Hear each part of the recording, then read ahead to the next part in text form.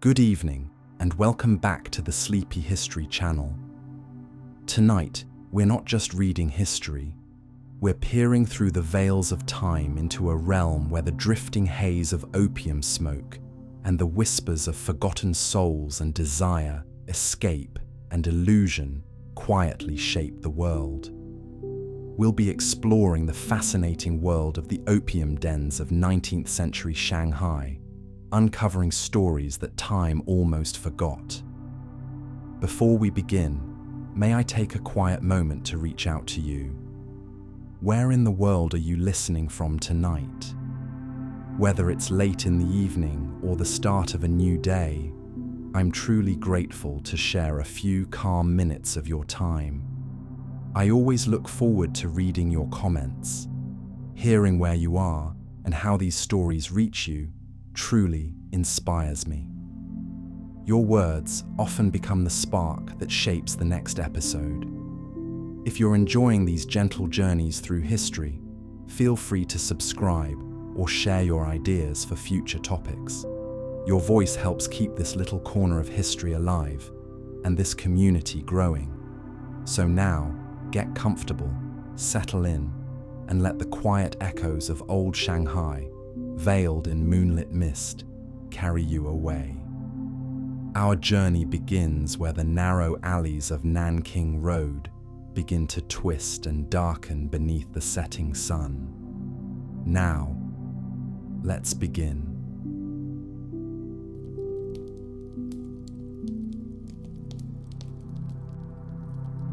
Picture yourself walking down Nanking Road as the sun sets over the Huangpu River.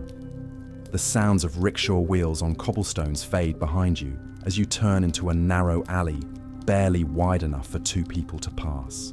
The smell of cooking oil and incense mingles with something else, something sweet and cloying that seems to draw you deeper into the maze of buildings that lean against each other, like old friends sharing secrets.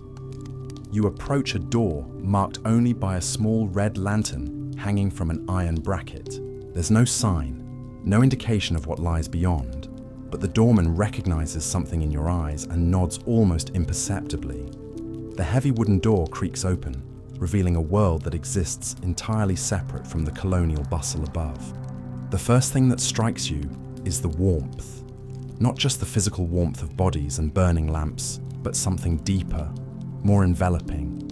The walls are lined with dark wood panels, carved with intricate designs of dragons and phoenixes that seem to move in the flickering lamplight. The ceiling is low, creating an intimate atmosphere that makes even strangers feel like conspirators in some grand, shared secret. This particular establishment, known to its patrons simply as the Jade Garden, represents the pinnacle of opium den luxury in 1880s Shanghai. Unlike the cramped, squalid smoking rooms that served the city's poorest addicts, places like the Jade Garden catered to merchants, foreign businessmen, and even the occasional Chinese official looking to escape the pressures of his position. The main reception area features a series of low tables surrounded by silk cushions in deep reds and golds. Here, newcomers could take tea and discuss business or simply observe the comings and goings of other patrons. The air is thick, not just with opium smoke, but with the murmur of conversations in half a dozen languages. Mandarin mingles with English. Portuguese sailors argue with German traders. And through it all, the staff moves silently, anticipating needs before they're expressed. Behind the reception area, a narrow corridor leads deeper into the building. The walls here are decorated with scroll paintings depicting misty mountain landscapes and ancient poets lost in contemplation. Small alcoves contain bronze incense burners, their smoke adding another layer to the complex aromatics that define these spaces. The smoking rooms themselves are arranged along this corridor, each one carefully designed to accommodate different types of patrons and their varying needs for privacy or companionship. The first room you encounter is the communal chamber, where wooden platforms covered in thin mattresses and silk pillows can accommodate perhaps 20 people at once. Here, the atmosphere is almost social. Men recline on their sides, some propped up on elbows, others lying flat with their eyes closed in peaceful contemplation. The conversations are desultory, meandering, touched with the peculiar intimacy that comes when strangers share a profound experience. A British merchant discusses the fluctuating price of tea with a Chinese banker, their words coming slowly, thoughtfully, as if each syllable carries unusual weight. On one platform, a young Chinese man who might be a clerk or minor official lies perfectly still, his breathing so slow and regular it seems almost meditative. His clothes are simple but clean, suggesting someone who works hard for his money but considers this expense worthwhile. His eyes are open, but focused on something far beyond the carved wooden ceiling, perhaps seeing landscapes that exist only in the realm created by the sweet smoke that curls around his head, like a gentle spirit. Beside him, an older man with the weathered hands of a dockworker holds an opium pipe with the careful reverence of someone performing a sacred ritual. His movements are deliberate, practiced, as he prepares another portion of the dark, sticky substance that will transport him away from the aching joints and endless labor that define his daylight hours. The pipe itself is a work of art, nearly 2 feet long with a bamboo stem and an ornate ceramic bowl decorated with tiny blue flowers. The process of preparing and smoking opium is deliberate, almost ceremonial. First, a small portion of the prepared opium is rolled into a pill between the thumb and forefinger. This pill is then inserted into the pipe bowl and held over a small oil lamp until it begins to bubble and vaporize. The smoker then inhales deeply, holding the precious vapor in his lungs for as long as possible before exhaling slowly through pursed lips. The entire process takes several minutes, creating a natural rhythm that prevents hasty consumption and encourages the contemplative mood that defines the opium experience. Moving deeper into the establishment, we find the semi-private chambers, smaller rooms that accommodate 4 to 6 people at most. These spaces are favored by groups of friends or business associates who wish to combine their smoking with more intimate conversation or negotiation. In one such chamber, 3 Portuguese merchants are conducting what appears to be a business discussion, though their words come with the languid pace characteristic of opium users. They're arranged on low couches that surround a small table holding not just their pipes and lamps, but also ledger books and samples of silk fabric. This mixing of business and pleasure was common in Shanghai's opium culture, where many deals were struck in the relaxed atmosphere of the smoking rooms. The youngest of the 3, perhaps in his early 30s, gestures slowly with his pipe as he explains some complex point about shipping schedules. His companions nod thoughtfully, their responses coming after long pauses that in any other context might seem awkward, but here feel perfectly natural, as if the conversation itself has been slowed to match the peaceful rhythm of their breathing. Adjacent to this chamber, we find a scene of pure solitude. A single man, well dressed in the manner of a successful Chinese merchant, lies alone on a platform that could easily accommodate 4 people. His isolation is clearly intentional, purchased at premium rates for the privilege of experiencing his opium dreams without intrusion from strangers. This gentleman, whom we might call Mr. Chen, represents a significant portion of Shanghai's opium clientele, successful in business but trapped by the social expectations and family obligations that come with his position. He finds in these sessions a rare opportunity for complete solitude and introspection. His clothes are silk, his hands soft, suggesting a life of comfort. Yet his expression carries a melancholy that speaks to the complex emotional landscape that drives many to seek opium's embrace. Mr. Chen's ritual is unhurried, almost meditative. He prepares each pipe with the careful attention of a tea master, taking time to appreciate not just the effect, but the entire sensory experience. The warm glow of the lamp on his face, the weight of the pipe in his hands, the gradual transition from the concerns of daily life to a state of peaceful detachment from worldly worries. The most exclusive area of the Jade Garden requires climbing a narrow staircase to the 2nd floor, where private suites cater to Shanghai's most demanding clientele. These rooms are furnished more like bedchambers than smoking areas, with proper beds covered in imported European linens, carved wooden screens for privacy, and windows that can be opened to let in the night air from the river. Here, a different class of patron seeks not just the opium experience, but complete escape from their public identities. Foreign diplomats, wealthy Chinese officials, and successful European businessmen pay handsomely for the assurance that their presence will remain completely confidential. In one such suite, a man who might be a British consul lies on a canopied bed, his formal dress carefully hung on a wooden valet stand. His transformation from public official to private individual seeking pharmaceutical solace represents one of the most complex aspects of Shanghai's opium culture. These were not merely pleasure seekers or escapists, but often intelligent, successful people caught between the demands of their positions and their very human need for relief from constant pressure and responsibility. The opium itself arrives in these exclusive suites already prepared by skilled attendants who understand that discretion and quality are paramount. The pipes used here are often personal items, sometimes family heirlooms or gifts from grateful business partners, crafted from precious materials and decorated with personal symbols or inscriptions. As our British consul inhales his carefully prepared dose, his entire posture changes subtly. The rigid bearing required by his position melts away, replaced by something more fundamentally human. His breathing becomes deeper, more natural, and for perhaps the first time in months, the lines of worry around his eyes begin to soften. This transformation illustrates one of the most fascinating aspects of opium den culture in old Shanghai. These establishments served as great equalizers, where the artificial hierarchies of colonial society temporarily dissolved. A Chinese merchant and a British trader, who might treat each other with formal politeness or even suspicion in their daytime encounters, could find themselves sharing profound conversations about life, loss, and the search for meaning that transcends cultural boundaries. The staff of establishments like the Jade Garden were carefully selected not just for their discretion, but for their ability to read the subtle needs of their diverse clientele.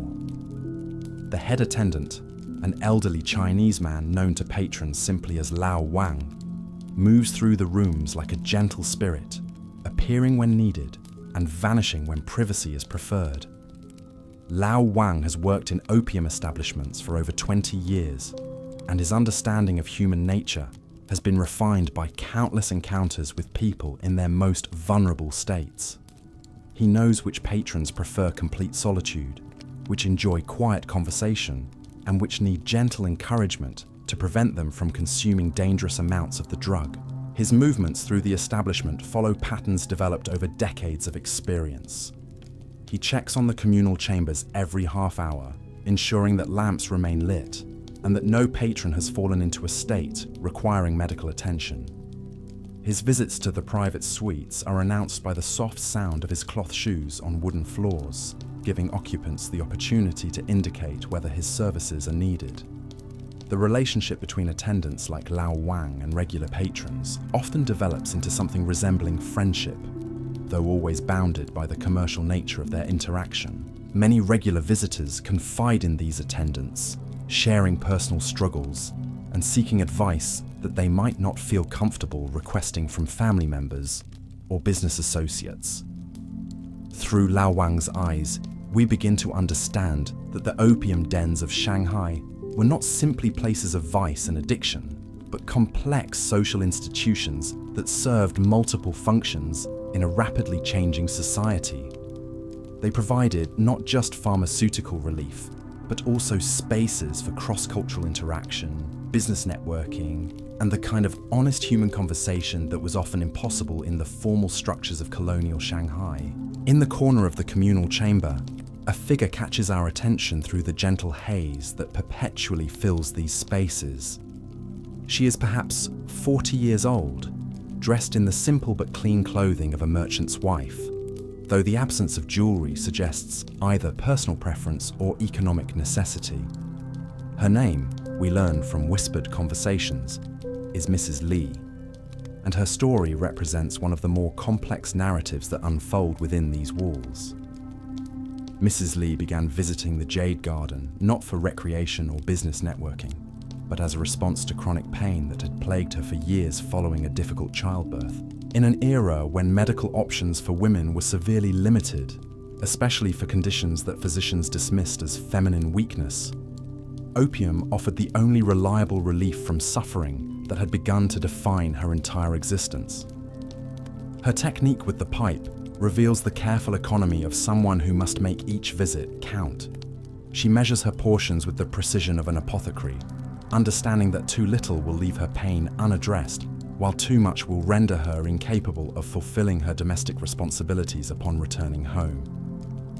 Her husband, a rice merchant who works in the foreign quarter, remains unaware of these visits, believing instead that his wife's improved disposition stems from treatments provided by a traditional Chinese doctor. The complexity of Mrs. Lee's situation illuminates the broader role that opium dens played in addressing not just the recreational desires of their patrons, but genuine medical needs in a society where professional healthcare was often inadequate or entirely unavailable to certain populations. Many women, unable to access proper medical treatment due to social conventions or economic limitations, found in these establishments their only refuge from physical and emotional suffering. Across the room from Mrs. Lee, a young man barely out of his teens demonstrates the tragic trajectory that brought many to these chambers, not by choice, but by circumstance. Jin, as he introduces himself to anyone willing to listen, first encountered opium during his employment at a foreign trading house, where the drug was as common as tea in facilitating business relationships with international clients. What began as occasional participation in business-related smoking sessions gradually evolved into a daily necessity as Jin discovered that opium provided relief, not just from physical discomfort, but from the psychological weight of serving as a cultural intermediary between Chinese traditions and foreign business practices. The constant translation required was not merely linguistic, but cultural, emotional, and moral, creating stresses that seemed to find their only outlet in the peaceful detachment that opium provided. Jin's story reflects a broader pattern among young Chinese men employed by foreign firms during this period. Caught between traditional family expectations and the demands of modernizing commerce, many found themselves psychologically displaced persons in their own city. The opium dens offered not just pharmaceutical relief, but a temporary escape from the impossible task of reconciling irreconcilable worldviews. His presence in the communal chamber, rather than a private room, reflects both his economic circumstances and his desire for human connection.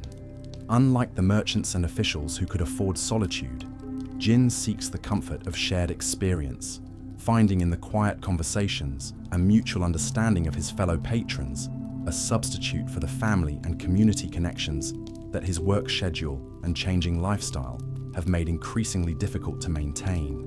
The progression of evening activities in establishments like the Jade Garden follows patterns as predictable as tides, yet each night brings variations that reflect the human dramas playing out within these walls. As the hours advance toward midnight, the character of conversations shifts from business discussions and social pleasantries toward more introspective topics that emerge only when the drug's effects create the psychological safety necessary for genuine vulnerability. In the CMI private chambers, we observe this transformation as 3 German sailors who entered the establishment discussing cargo schedules and port conditions gradually find themselves sharing stories of childhood memories and lost loves. The opium has not rendered them incoherent, but rather has removed the social barriers that normally prevent such intimate exchanges between strangers. The eldest of the 3, a man whose weathered face speaks of decades spent battling ocean storms, describes in halting English mixed with fragments of German the small Bavarian village he left 30 years ago to seek his fortune at sea. His voice carries the particular melancholy that comes when opium strips away the protective narratives we construct around our life choices, revealing both the costs and benefits of paths taken and abandoned. His companions listen with the intense attention that characterizes opium-influenced conversation, where each word seems to carry unusual weight and meaning. The usual hurry of daily discourse has been replaced by a pace that allows for genuine consideration of what is being shared. Questions, when they come, are thoughtful rather than perfunctory, creating exchanges that approximate the kind of meaningful dialogue that many people experience only rarely in their ordinary lives. This transformation of casual acquaintances into temporary confidants represents one of the most significant social functions of Shanghai's opium establishments. In a city where most relationships were defined by commercial necessity or colonial hierarchy, these spaces provided rare opportunities for interactions based on shared humanity rather than economic or political advantage. The physical environment of these chambers contributes significantly to these psychological transformations. The low lighting created by oil lamps and the gentle haze of opium smoke soften the sharp edges of individual features, making everyone appear slightly ethereal, less defined by the harsh realities of their daytime identities. The comfortable cushions and low tables encourage relaxed postures that mirror the mental relaxation produced by the drug, creating a feedback loop between physical and psychological comfort. As we move through the establishment's various chambers, the diversity of languages being spoken provides a constant reminder of Shanghai's role as an international crossroads. In one corner, a conversation proceeds in Portuguese between two men whose animated gestures suggest business disagreement, though their voices remain calm and their pace unhurried. Nearby, a mixture of English and Mandarin creates a hybrid dialogue as a British merchant attempts to understand the philosophical observations of a Chinese scholar. These linguistic minglings represent more than mere convenience or necessity. They reflect the unique cultural space that opium dens occupied in colonial Shanghai, where the normal rules governing interaction between different ethnic and social groups were temporarily suspended. The shared experience of opium consumption created a common ground that transcended the usual barriers of language, culture, and colonial power dynamics.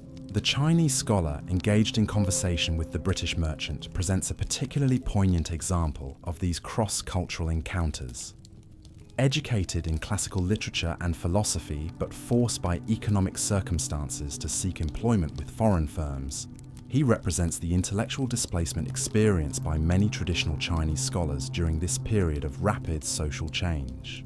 His observations about the nature of time and memory, delivered in careful English punctuated by classical Chinese quotations that his British companion cannot understand, reveal the isolation experienced by educated Chinese individuals caught between traditional knowledge systems and modern commercial realities.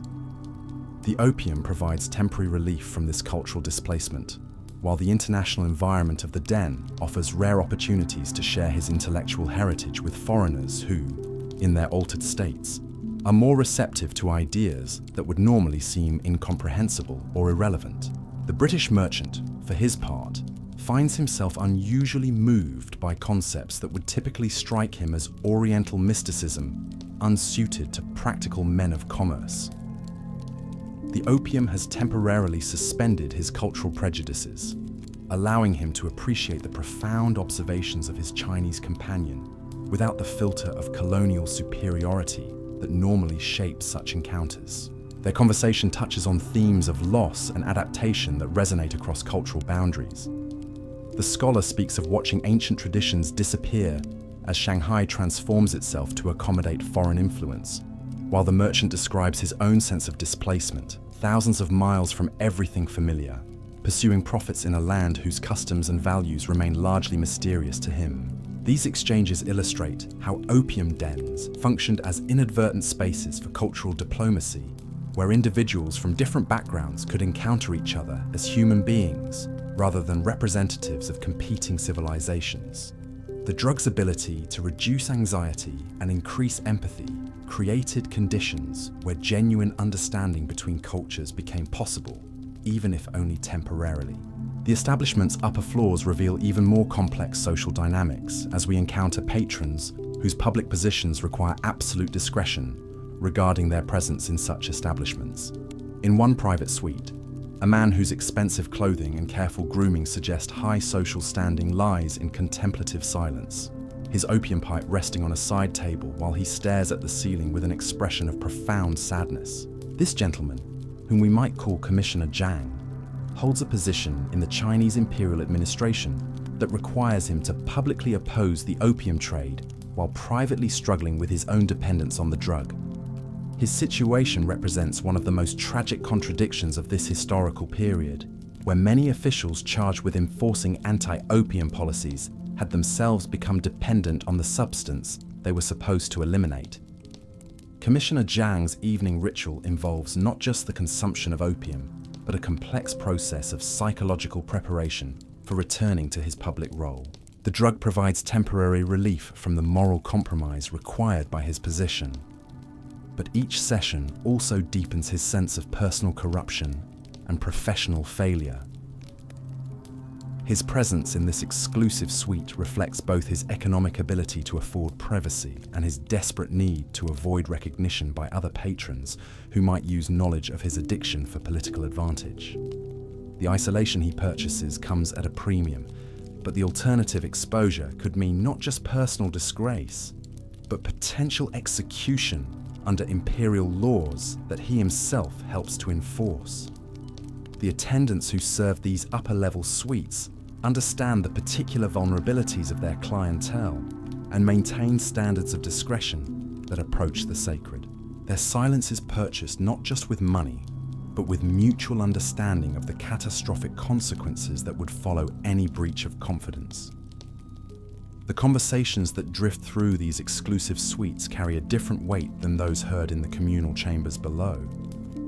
Here, words emerge slowly, carefully considered, as if each syllable might be the speaker's last opportunity to express thoughts that have remained buried beneath layers of public responsibility and social expectation.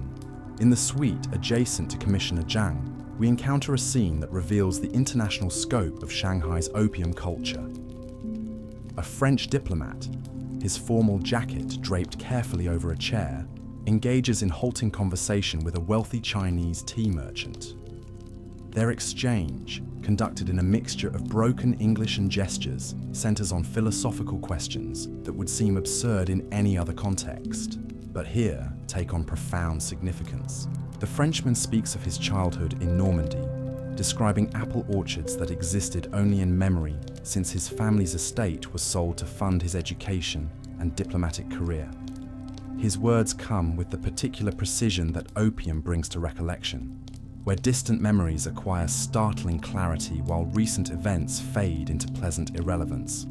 The tea merchant responds with his own childhood memories, painting verbal pictures of mountain villages where his grandfather taught him to distinguish between different grades of tea leaves by touch alone.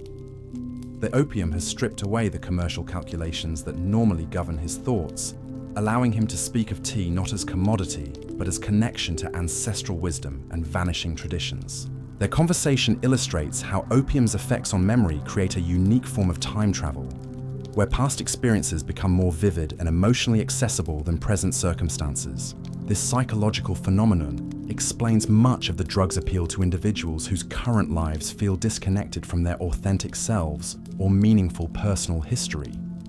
The physical act of smoking in these private suites follows rituals that have been refined through countless repetitions. Each patron has developed personal techniques that maximize both the pharmaceutical effects and the meditative aspects of consumption. The French diplomat, for instance, has learned to coordinate his breathing with the rhythm of preparation, creating a seamless flow from ordinary consciousness to the altered state he seeks. His pipe, acquired during his first diplomatic posting in Indochina, bears carved symbols that remind him of a time when his career seemed to promise adventure and meaningful service to his nation. Now, serving in Shanghai's complex political environment, he finds that same pipe offers his only reliable escape from the moral compromises required by imperial diplomacy. In a city where every decision carries consequences for thousands of lives. The tea merchant's approach to opium consumption reflects his professional understanding of quality and preparation. He examines each portion of the drug with the same careful attention he applies to evaluating tea leaves, understanding that inferior opium produces not just less satisfactory effects, but potentially dangerous impurities that could compromise his health or judgment. His movements with the pipe demonstrate the unconscious grace that comes from years of practice, each gesture economical and purposeful. The lamp flame dances as he heats the opium to precisely the right temperature, neither too hot nor too cool, achieving the optimal balance that transforms the raw substance into vapor that carries both pharmaceutical relief and spiritual transcendence. As midnight approaches, the character of the establishment shifts subtly.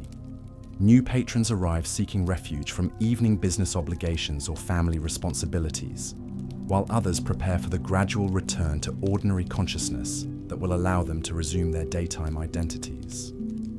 In the communal chamber, Mrs. Lee begins the careful process of gauging whether she has achieved sufficient relief to last through the coming day, without consuming so much that her altered state will be detectable to family members.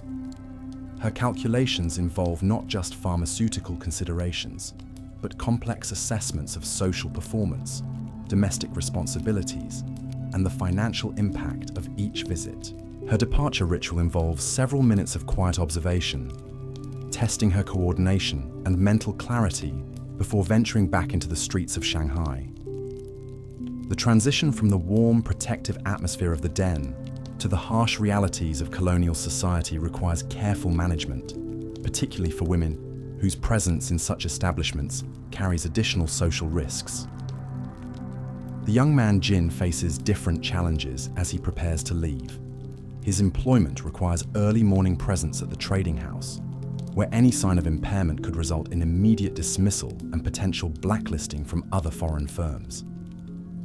His consumption must be precisely calibrated to provide relief from psychological distress without compromising his professional performance. The skills required for this balancing act represent a form of expertise that many regular patrons developed over months or years of careful experimentation. Understanding one's own tolerance, recognizing the signs of approaching impairment, and managing the timing of consumption to avoid conflicts with social or professional obligations became essential survival skills in a society that simultaneously tolerated and condemned opium use. The attendant Lao Wang observes these departure preparations with the practiced eye of someone who has witnessed countless such transitions. His role extends beyond mere customer service to include subtle monitoring of patrons' safety and discreet intervention when individuals appear to be consuming dangerous quantities or showing signs of medical distress. His observations over the years have taught him to recognize the difference between recreational users seeking temporary escape and individuals whose consumption patterns suggest developing dependency. The former typically maintain consistent routines and demonstrate awareness of their limits, while the latter show gradual increases in consumption accompanied by deteriorating attention to personal appearance and social obligations. The economic structure of establishments like the Jade Garden reflects these different categories of clientele through pricing systems that encourage moderation while maximizing revenue from regular patrons. Private suites command premium rates not just for privacy, but for the extended time periods they accommodate, allowing wealthy clients to experience deeper levels of intoxication while ensuring their safety through professional supervision. The communal chambers operate on different economic principles, offering access to high-quality opium at rates accessible to middle-class patrons while maintaining turnover that keeps the spaces profitable. The semi-private rooms serve clients whose needs fall between these extremes, providing moderate privacy at intermediate prices. This pricing structure creates natural segregation that reflects Shanghai's broader social hierarchies, while allowing for the cross-cultural interactions that made these establishments unique social institutions. A Chinese merchant and British trader might never interact as equals in the formal structures of colonial commerce, but in the democratic atmosphere of an opium den, their shared vulnerability creates opportunities for genuine human connection. The preparation of opium itself involves sophisticated knowledge that the establishment staff have refined through years of experience serving diverse clientele. Different patrons prefer different concentrations, heating techniques, and mixing preparations that optimize the drug's effects for their particular needs and tolerances. The raw opium arrives at establishments like the Jade Garden through complex supply chains that connect the poppy fields of India with the commercial networks of Shanghai's international settlement. British merchants, operating under legal protections provided by colonial treaties, import the drug in quantities that dwarf the consumption capacity of individual establishments, creating a distribution system that serves hundreds of similar venues throughout the city. The processing of raw opium into the refined preparations used in high-quality establishments requires specialized skills that combine pharmaceutical knowledge with artistic sensibility. Master preparers, often former users who have developed comprehensive understanding of the drug's properties, transform the sticky, bitter raw material into smooth, sweet preparations that maximize both potency and palatability. These preparations vary not just in strength but in character, with different techniques producing effects that emphasize either physical relaxation or mental clarity, immediate relief or sustained duration. Regular patrons develop preferences for specific preparations that complement their individual physiology and desired outcomes. The tools used in opium consumption represent a sophisticated technology adapted to maximize the drug's effects while minimizing waste and health risks. Pipes range from simple bamboo implements suitable for occasional users to elaborate works of art crafted from precious materials and decorated with personal symbols or family emblems. The lamps used for heating opium require careful maintenance to ensure consistent flame temperatures that vaporize the drug without destroying its active compounds. The best establishments employ specialists whose sole responsibility involves maintaining these lamps and ensuring that each patron's smoking experience meets the highest standards of quality and safety. The cushions, platforms, and furniture found in opium dens reflect careful attention to ergonomics that support extended periods of reclined consumption. The positions required for proper pipe smoking demand support that maintains comfort while allowing easy access to heating lamps and preparation surfaces. These seemingly simple design elements represent accumulated wisdom from decades of observing how different body types and consumption preferences require different physical accommodations. The most successful establishments invest considerable resources in creating environments that enhance rather than detract from the opium experience. The social dynamics that emerge in these carefully designed spaces reveal aspects of human nature that remain hidden in more conventional settings.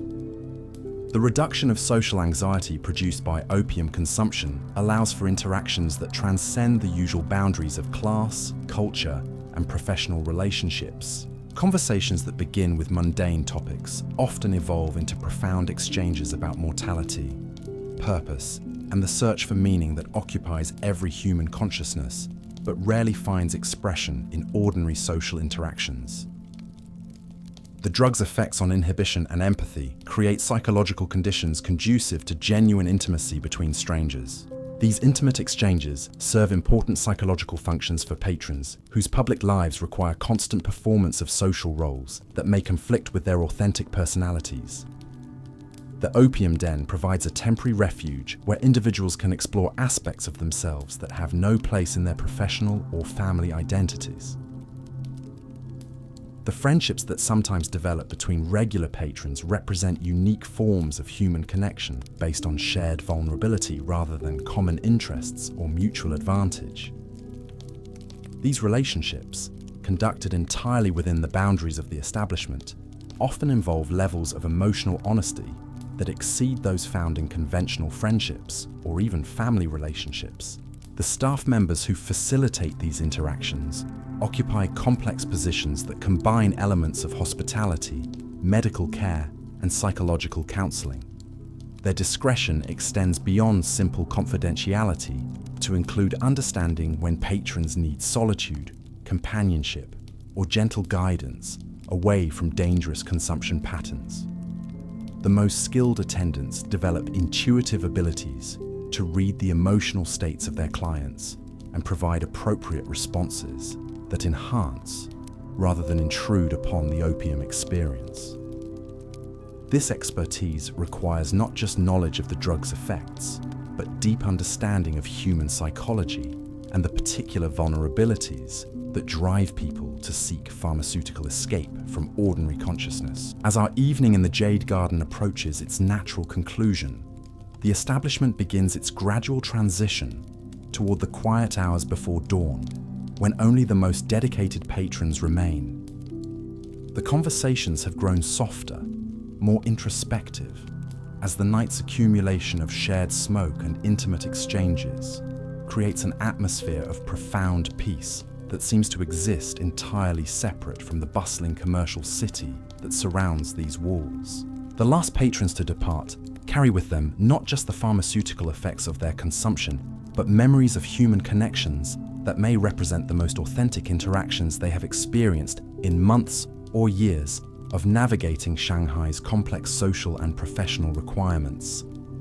The patterns of departure from establishments like the Jade Garden follow rhythms as ancient as human nature itself. Some patrons slip away quietly, their movements careful and deliberate as they navigate the transition from the warm embrace of pharmaceutical peace back to the demanding realities of colonial Shanghai. Others linger in doorways, reluctant to break the spell that has temporarily freed them from the weight of their ordinary concerns. Outside, the narrow alley that leads back to Nanking Road seems transformed in the pre-dawn darkness. The same cobblestones that earlier rang with the sounds of commerce now lie silent under a thin mist that drifts up from the Huangpu River.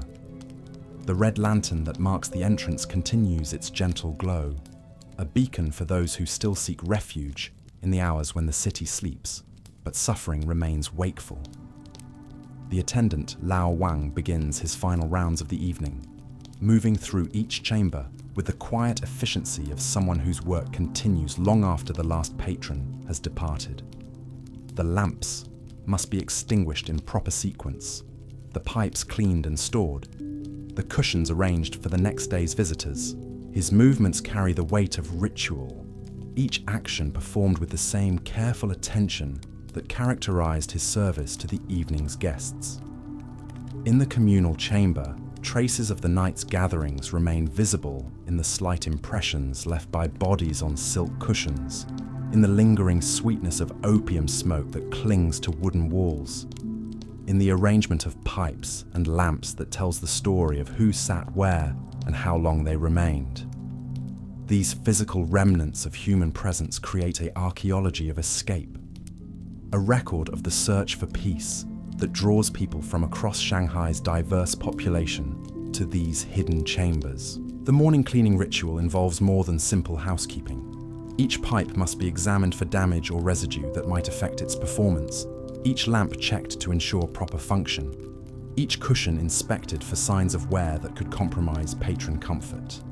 This attention to detail reflects the establishment's understanding that the opium experience depends as much on environmental factors as on the quality of the drug itself. The preparation of fresh opium for the coming day begins in the hours before dawn, when skilled preparers transform raw materials into the refined substances that will provide relief to another day's collection of seekers. This process requires not just technical knowledge, but artistic sensibility, as different preparations serve different needs within the establishment's diverse clientele. The raw opium arrives in wooden chests marked with symbols indicating origin and quality grade. The finest preparations, reserved for the private suites, begin with opium harvested from specific regions of India, known for producing the most potent and pure varieties. The processing involves heating, filtering, and repeated refinement that removes impurities, while concentrating the active compounds that produce the desired psychological effects. Middle-grade preparations serve the semi-private chambers, offering reliable quality at intermediate prices. These substances undergo less extensive processing, but still meet standards that ensure consistent effects and minimize health risks. The preparers understand that patrons in these chambers often lack the economic resources to absorb the costs of premium preparations, but deserve access to safe, effective products. The communal chambers receive preparations that emphasize economy without sacrificing basic quality standards. These substances serve patrons whose financial circumstances require careful budgeting, but whose needs for pharmaceutical relief remain equally urgent. The democratic nature of opium's effects means that even basic preparations can provide meaningful escape from physical pain or psychological distress. The storage of prepared opium requires careful attention to temperature and humidity that preserve potency while preventing degradation.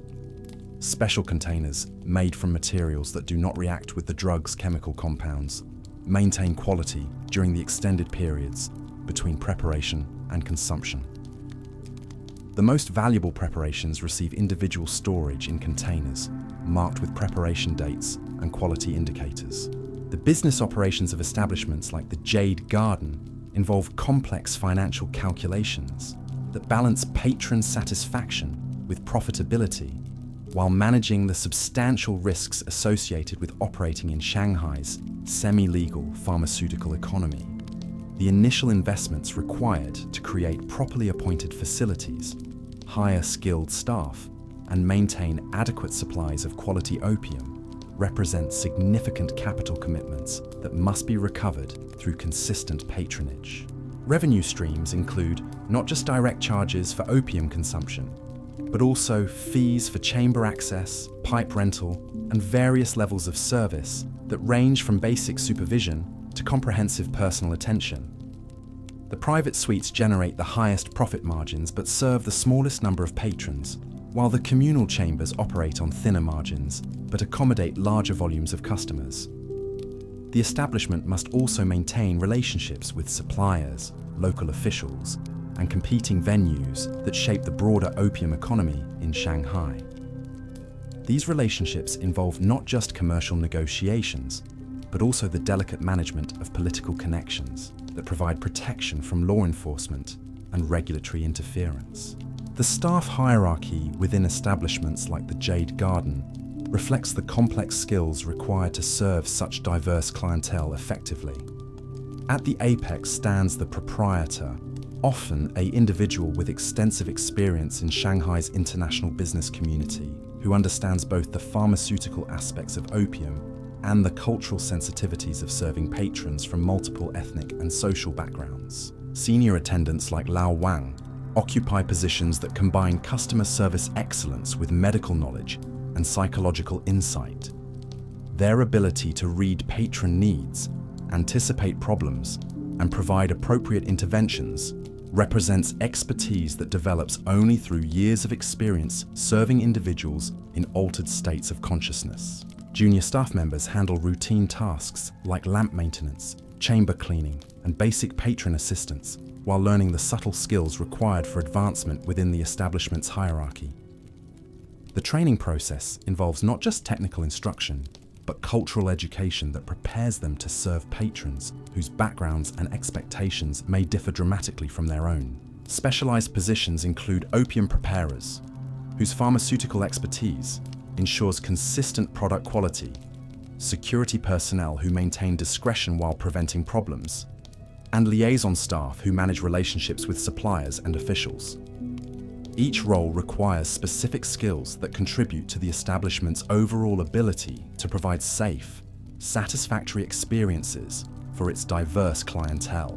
The seasonal patterns of opium consumption in Shanghai reflect the city's position as an international port where business cycles, weather patterns, and cultural holidays create predictable fluctuations in demand for pharmaceutical escape. Winter months typically see increased patronage as cold weather and reduced outdoor activities drive people toward indoor refuges that provide both physical warmth and psychological comfort. The summer season brings different challenges as heat and humidity affect both patron comfort and opium storage requirements. The most successful establishments invest in cooling systems and modified ventilation that maintain appropriate environmental conditions while preserving the intimate atmosphere that defines the opium experience. Commercial seasons tied to Shanghai's role in international trade create additional patterns as merchants, sailors, and business travelers seek relief from the stresses of completing transactions, managing cargo, or negotiating contracts. The arrival of large trading vessels often coincides with increased demand for opium services, particularly in the private suites favored by successful international businessmen. Cultural celebrations and religious observances also influence patronage patterns, as individuals seek pharmaceutical assistance in managing the social obligations and emotional complexities associated with traditional festivals or family gatherings. The Lunar New Year period typically sees reduced patronage as family obligations take precedence, followed by increased demand as individuals seek relief from the stresses of extended family interaction. The medical aspects of opium consumption in establishments like the Jade Garden involve sophisticated understanding of dosage, tolerance, and interaction effects that rival contemporary pharmaceutical knowledge. Skilled attendants learn to recognize the signs of appropriate consumption levels and intervene when patrons approach dangerous territory that could result in overdose or severe impairment. The establishment maintains supplies of remedial substances that can counteract excessive opium consumption, including preparations that promote alertness and coordination for patrons who have consumed more than intended. These safety measures reflect both humanitarian concerns and business necessity, as medical emergencies could attract unwanted official attention and damage the establishment's reputation. Regular patrons often develop tolerance levels that require careful monitoring to prevent dangerous escalation of consumption.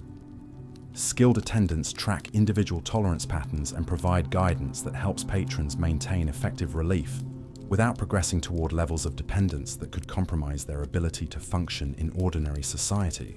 The establishment also maintains relationships with discreet medical practitioners who can provide treatment for complications arising from opium use or advice on managing consumption patterns that support rather than interfere with patrons' professional and personal responsibilities. The cultural impact of establishments like the Jade Garden extends far beyond their immediate clientele to influence broader patterns of social interaction and cultural exchange in colonial Shanghai. The cross-cultural conversations that emerge in opium-influenced settings create understanding between ethnic groups that might otherwise remain segregated by colonial social structures.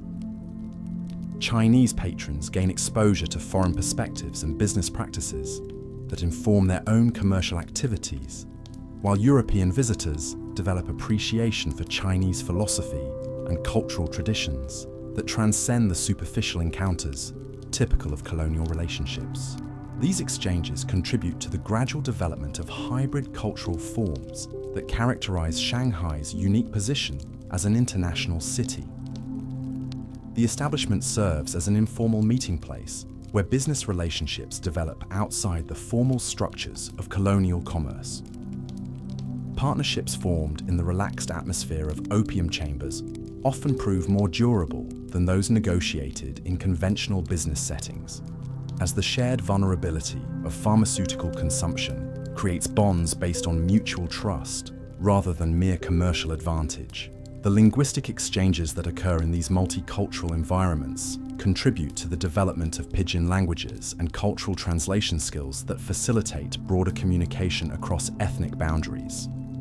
Patrons learn not just vocabulary, but cultural concepts that enhance their ability to navigate Shanghai's complex international society.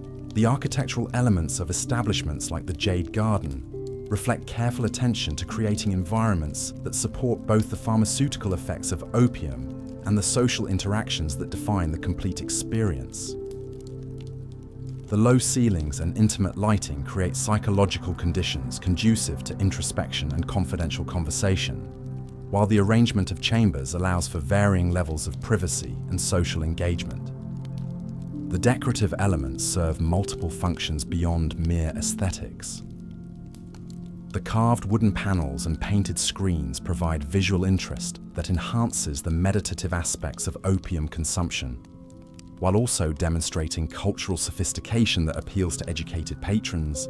The selection of artwork reflects understanding of diverse cultural traditions that make patrons from different backgrounds feel welcome and respected. The acoustic design of these spaces involves careful attention to sound transmission between chambers that allows for social awareness while maintaining conversation privacy. The soft furnishings and wooden construction materials absorb sound in ways that create intimate acoustic environments without complete isolation from the establishment's broader social atmosphere. The ventilation systems balance the need to maintain the sweet, smoky atmosphere that defines the opium experience with health requirements that prevent dangerous accumulations of smoke or carbon monoxide from heating lamps. The most sophisticated establishments employ ventilation designs that preserve ambience while ensuring patron safety. The economic relationships between establishments like the Jade Garden and Shanghai's broader commercial ecosystem involve complex networks of suppliers, service providers, and financial institutions that support the opium trade. Raw material suppliers maintain relationships with multiple establishments that provide market stability while ensuring consistent access to quality products. Local craftsmen produce the specialized furniture, pipes, lamps, and decorative elements that define the opium experience. These artisans develop expertise in creating products that meet the specific functional requirements of opium consumption, while reflecting the cultural preferences of diverse clientele. Financial institutions provide services that support the substantial capital requirements of high-quality opium establishments, while managing the risks associated with operating in Shanghai's complex legal environment. These relationships often involve informal arrangements that provide flexibility while maintaining the discretion required by both parties. The transportation networks that move opium from Indian production centers to Shanghai consumption sites involve coordination between international shipping companies, local distributors, and individual establishments. The logistics of maintaining consistent supplies while managing quality control and security requirements represent significant operational challenges that successful establishments master through experience and relationship development.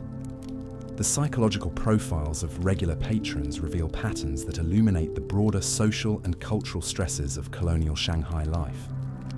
Successful merchants often seek relief from the constant pressure of financial risk and market uncertainty that characterizes international trade in volatile political environments. Foreign residents frequently struggle with cultural isolation and the psychological costs of maintaining professional identities that may conflict with personal values or emotional needs.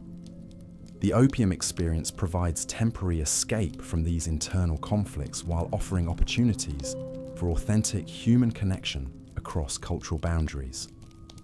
Chinese intellectuals face particular challenges as traditional knowledge systems encounter foreign ideas and technologies that challenge fundamental assumptions about social organization and human nature. Opium provides relief from the cognitive dissonance created by rapid cultural change, while offering access to cross-cultural conversations that facilitate intellectual adaptation. Women patrons often seek relief from social restrictions and medical conditions that receive inadequate attention from male-dominated healthcare systems. The opium experience provides not just pharmaceutical benefits, but also rare opportunities for social interaction outside the constraints of family and domestic responsibilities. The seasonal rhythms that govern life in establishments like the Jade Garden reflect both natural cycles and human patterns of stress and relief that transcend cultural boundaries. Spring months often see increased patronage as individuals seek assistance managing the psychological demands of new business ventures and social relationships that emerge with warmer weather.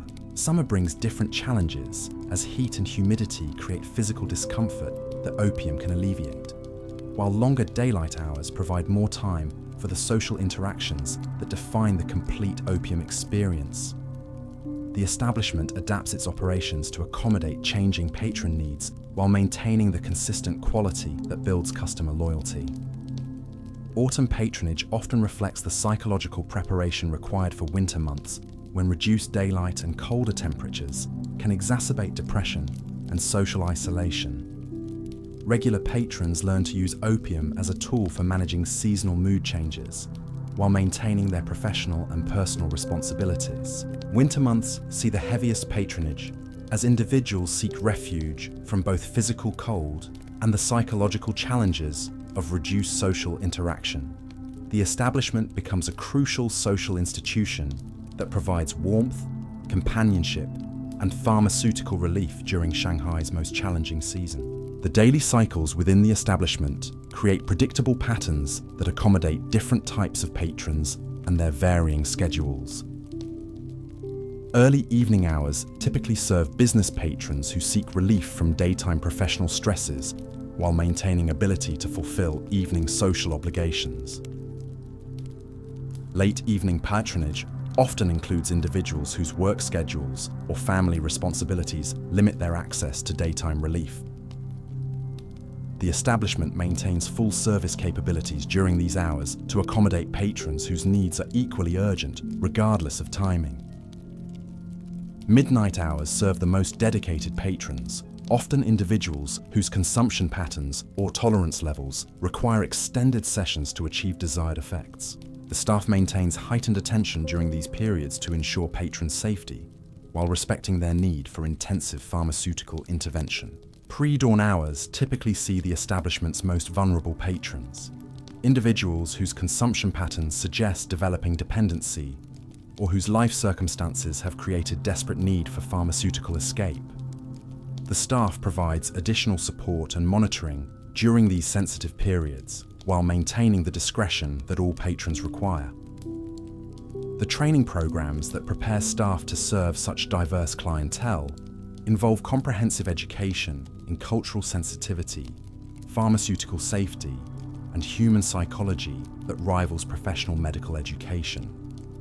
New staff members begin with observation periods that allow them to understand the complex dynamics of opium consumption without immediately assuming responsibility for patron safety. Advanced training covers recognition of dangerous consumption patterns, intervention techniques that maintain patron dignity while preventing medical emergencies, and communication skills that allow effective service across language and cultural barriers. The most skilled staff members develop intuitive abilities to anticipate patron needs and provide appropriate responses without intrusive questioning or inappropriate familiarity. Specialized training programs prepare staff for different types of service challenges, from managing intoxicated patrons who have consumed excessive amounts to facilitating cross-cultural conversations that enhance the social aspects of the opium experience. The establishment invests significant resources in staff development because patron satisfaction depends heavily on service quality. Ongoing education ensures that staff members remain current with changes in opium preparation techniques, safety procedures, and cultural expectations that affect their ability to serve Shanghai's evolving international clientele. The most successful establishments maintain training programs that produce staff expertise comparable to specialized medical or hospitality professionals. The evening activities in establishments like the Jade Garden create temporary communities that provide social support and human connection for individuals who might otherwise remain isolated within Shanghai's complex colonial society. These communities form spontaneously around shared experiences and mutual vulnerability, rather than common backgrounds or interests. The conversations that emerge in these temporary communities often address fundamental questions about meaning, purpose, and human connection that find little place in the formal social structures of colonial Shanghai.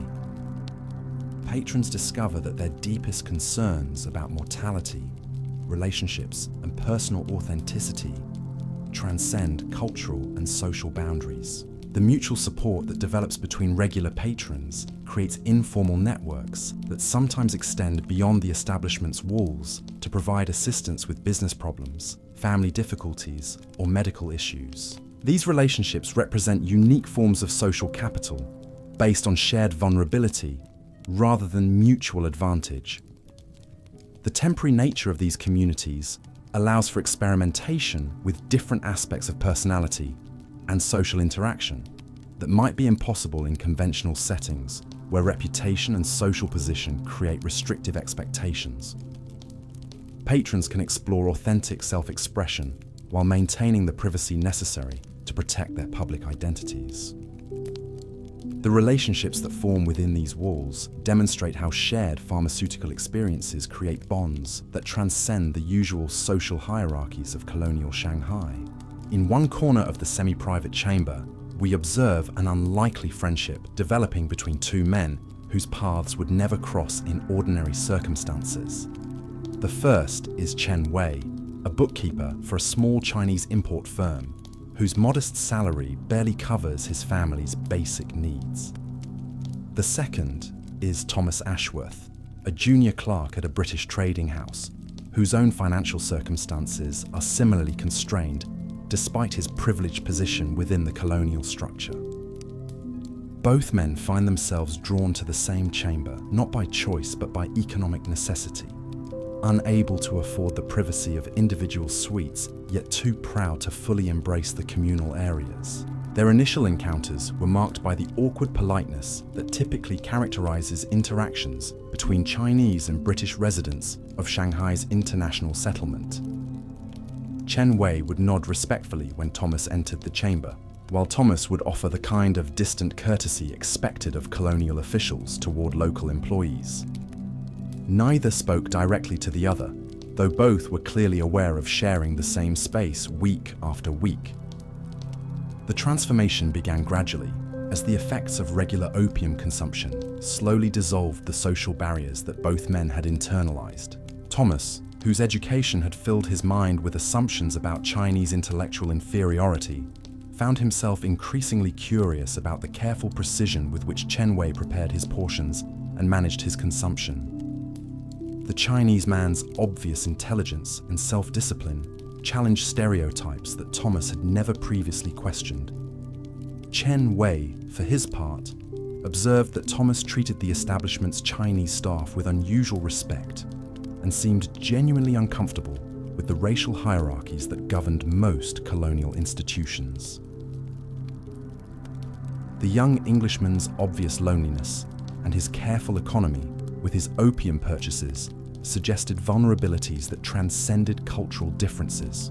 Their first actual conversation emerged from a practical concern when Thomas noticed that Chen Wei appeared to be experiencing difficulties with his pipe.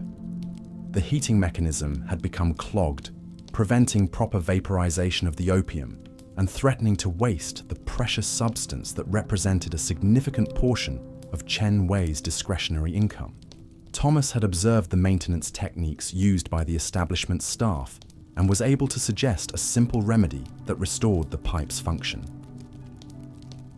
Chen Wei's grateful response led to a brief exchange about the practical aspects of opium consumption, which gradually expanded into broader conversation about their respective experiences in Shanghai's complex social environment. Over subsequent weeks, their interactions evolved into something approaching genuine friendship. Thomas shared his frustrations with the rigid expectations of colonial society, where success was measured primarily by one's ability to extract profit from Chinese labor and resources, while maintaining appropriate social distance from local populations. His education had prepared him for administrative work, but had provided no guidance for navigating the moral complexities of colonial life.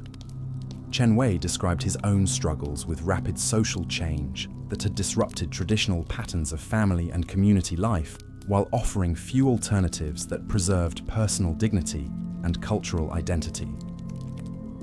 His work for a foreign firm provided economic stability, but required daily compromises with values that had been central to his upbringing and education. Their conversations, conducted in the mixture of English and Mandarin, that served as Shanghai's informal lingua franca, revealed common concerns about authenticity, purpose, and the search for meaning in lives that seemed increasingly disconnected from their original intentions. Both men had come to Shanghai, seeking opportunities that would improve their circumstances, but both had discovered that success in the city's commercial environment required sacrifices of personal integrity that they had not anticipated.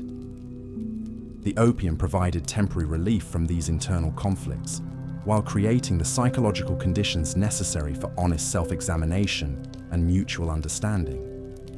Thomas began to appreciate the sophistication of Chinese philosophical traditions that informed qianhui's approach to life's challenges, while qianhui gained insight into the psychological pressures that drove British colonial behavior beyond simple greed or cultural superiority.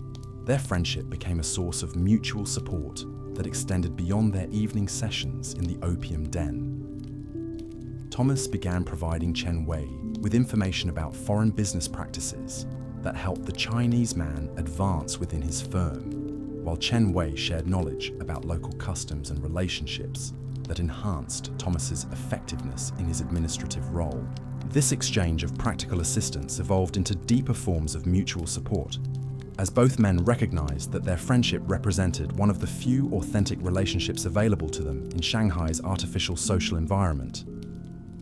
Thomas found in qianhui the intellectual companionship that his British colleagues, focused primarily on commercial success and social advancement, could not provide. Qianhui discovered in Thomas a foreign perspective that helped him understand the broader forces shaping China's relationship with Western powers, while maintaining respect for Chinese cultural achievements that most foreign residents dismissed as backward superstition. Their weekly sessions in the semi-private chamber became structured around this exchange of ideas and mutual support. They would begin each evening by sharing developments in their respective work situations, offering advice and encouragement that helped both men navigate professional challenges more effectively. As the opium took effect, their conversations would shift toward more philosophical topics that explored questions of personal identity, cultural change, and the search for authentic existence within artificial social structures. These discussions provided both men with intellectual stimulation that was unavailable in their ordinary social circles. The final portion of each evening was often spent in comfortable silence, each man pursuing his own thoughts while drawing comfort from the presence of genuine friendship. This pattern created a weekly rhythm that both men came to depend upon as their primary source of emotional and intellectual nourishment. The establishment staff observed this developing friendship with the quiet satisfaction that comes from witnessing human connection transcend artificial barriers. Lao Wang, in particular, took pride in facilitating an environment where such relationships could develop naturally without interference from the prejudices and expectations that governed most cross-cultural interactions in colonial Shanghai. The economic implications of qianhui and Thomas's friendship extended beyond their personal circumstances to represent broader possibilities for cooperation between Chinese and foreign residents of Shanghai. Their mutual assistance in professional matters demonstrated that collaborative relationships could benefit both parties more than the competitive dynamics that typically characterize colonial commerce. Thomas's growing understanding of Chinese business practices, informed by qianhui's insights, made him more effective in his administrative role, while also making him more sympathetic to Chinese concerns about fair treatment in commercial relationships. Qianhui's enhanced knowledge of foreign expectations and procedures, gained through Thomas's explanations, improved his value to his employers while helping him maintain his cultural identity. Their friendship became a model that other patrons of the establishment began to notice and sometimes emulate. The barrier-breaking nature of their relationship created subtle pressure for other cross-cultural interactions that gradually changed the social atmosphere of the semi-private chambers from polite segregation toward genuine multicultural community. The personal transformations that both men experienced through their friendship illustrate the broader potential for opium dens to serve as spaces for cultural bridge building in colonial societies. Thomas's evolving attitudes toward Chinese intellectual capacity and cultural achievements represented the kind of individual change that could eventually contribute to more equitable colonial relationships. Qianhui's developing confidence in cross-cultural communication and his enhanced understanding of foreign perspectives prepared him for advancement opportunities that required effective interaction with international clients and partners. His friendship with Thomas provided practical experience in building trust, across cultural boundaries that served him well in professional contexts. The intellectual exchanges between Chen Wei and Thomas also contributed to their personal growth in ways that transcended immediate practical benefits. Thomas's exposure to Chinese philosophical traditions provided him with conceptual frameworks for understanding human nature and social relationships that enriched his personal worldview beyond the narrow materialism that characterized most colonial thinking.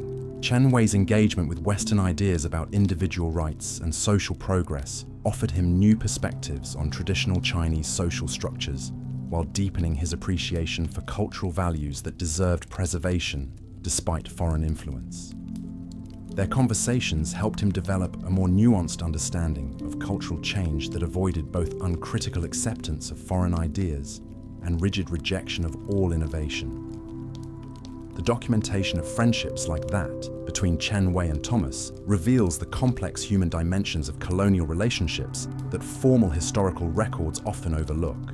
Official documents focus on commercial transactions, political negotiations, and administrative procedures that provide little insight into the personal experiences of individuals navigating cross-cultural interactions in colonial environments.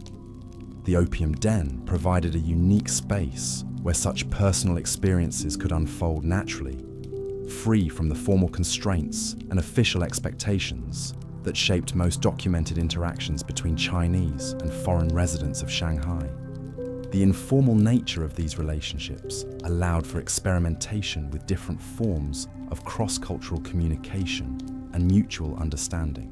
The preservation of these personal narratives through the observations of establishment staff like Lao Wang provides valuable insight into the human costs and benefits of colonial social arrangements. The loneliness and cultural displacement experienced by individuals like Thomas and Chen Wei represents the personal dimension of broader historical forces that shape the development of modern China. The solutions that these individuals discovered through their friendship suggest possibilities for cross-cultural understanding that official colonial policies rarely explored or encouraged. Their success in building genuine mutual respect and support demonstrates that cultural barriers were often more artificial than fundamental. As our evening progresses deeper into the night hours, we encounter patrons whose stories reveal even more complex relationships with opium and its role in managing the psychological challenges of colonial life. In a private suite on the establishment's upper floor, we find Margaret Sinclair, one of the few women who regularly patronize high-end opium establishments in Shanghai. Margaret's presence in such venues represents a significant departure from the social conventions that typically governed European women's behavior in colonial settings. As the widow of a British merchant who died in a shipping accident 2 years earlier, she possesses both the financial resources and social independence necessary to pursue pharmaceutical relief from the depression and anxiety that have plagued her since her husband's death. Her weekly visits to the Jade Garden follow a carefully structured routine designed to provide maximum therapeutic benefit while minimizing the risk of social discovery that could damage her reputation and compromise her ability to manage her late husband's business interests. She arrives during the early evening hours, when the establishment's clientele consists primarily of businessmen whose discretion she can depend upon. Margaret's approach to opium consumption reflects her background as the educated daughter of a physician who taught her to understand pharmaceutical substances as medical tools rather than mere recreational indulgences. She maintains detailed records of her consumption patterns, dosages, and therapeutic effects that demonstrate a scientific approach to self-medication that rivals professional medical practice. Her personal opium kit, housed in an elegant wooden case that appears to contain sewing supplies, includes precision instruments for measuring dosages and a collection of different opium preparations selected for their specific therapeutic properties. Her pipe, crafted from materials chosen for their chemical neutrality and ease of cleaning, represents a significant investment in equipment that supports safe, effective consumption. The therapeutic protocol that Margaret has developed through careful experimentation addresses not just her immediate symptoms of depression and anxiety, but also the chronic pain that resulted from injuries sustained during the accident that killed her husband. Her consumption schedule coordinates pharmaceutical relief with her business responsibilities and social obligations in ways that maximize function while maintaining the appearance of normal widow's grief. Margaret's presence in the establishment creates subtle changes in the social dynamics of the upper floor suites, as other patrons adjust their behavior to accommodate a respectable woman whose obvious intelligence and social standing command respect, despite her unconventional presence in such venues. Her conversations with other patrons, when they occur, tend to focus on practical matters related to business management, property investment, and the navigation of legal systems that were designed primarily to serve male interests. Her insights into these topics, informed by her necessity to master them following her husband's death, provide valuable perspectives for male patrons who have rarely considered the challenges faced by women in colonial commercial environments. The establishment's staff treat Margaret with particular attention that reflects both her economic value as a premium patron and their recognition of the additional vulnerabilities she faces as a woman operating outside conventional social boundaries. Her safety and discretion receive priority attention that ensures her comfort while protecting her from potential complications that could arise from inappropriate attention from other patrons. Margaret's therapeutic use of opium represents one of the most sophisticated examples of self-medication practices that developed in response to the inadequate medical care available to women in colonial settings. Her success in using the drug to maintain function while managing serious physical and psychological symptoms demonstrates possibilities for pharmaceutical treatment that formal medical practice rarely explored. Her documentation of treatment outcomes provides evidence for opium's therapeutic potential that challenges contemporary assumptions about the drug's purely addictive and destructive nature. Her ability to maintain stable dosages, avoid tolerance escalation, and integrate pharmaceutical treatment with other therapeutic approaches suggests that problematic opium use was not inevitable, but rather reflected inadequate understanding of proper therapeutic applications. The business acumen that Margaret has developed since assuming control of her husband's commercial interests reflects the intellectual stimulation and enhanced confidence that she attributes partly to her therapeutic opium use. The drug's anxiety-reducing effects have enabled her to engage in negotiations and decision-making processes that might otherwise have been overwhelming given her grief and inexperience with commercial operations. Her success in maintaining and expanding her business interests while managing her pharmaceutical treatment demonstrates the possibility for women to achieve economic independence, even within the constraints of colonial social structures. Her example influences other women who observe her competence and begin to question assumptions about female intellectual and commercial capabilities. The private suite that Margaret typically occupies has been modified to accommodate her specific needs and preferences, including improved lighting for reading business documents and enhanced privacy measures that protect her from unwanted attention. These modifications reflect the establishment's recognition that serving female clientele requires different approaches than those used for male patrons. The therapeutic benefits that Margaret derives from her opium use extend beyond immediate symptom relief to include enhanced creativity and problem-solving abilities that improve her business performance.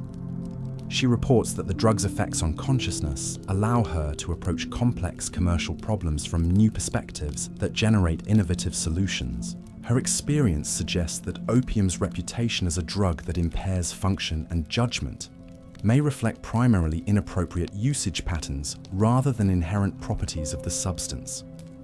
When used therapeutically by informed individuals with specific medical needs, the drug appears capable of enhancing rather than diminishing intellectual and practical capabilities. The social isolation that Margaret experiences as a widow operating independently in colonial Shanghai creates psychological pressures that her opium use helps to manage.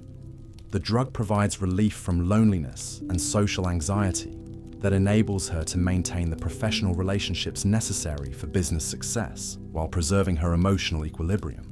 Her presence in the establishment also provides other patrons with opportunities to interact with an intelligent, accomplished woman whose perspectives enrich the intellectual discourse that characterizes the opium den's social environment.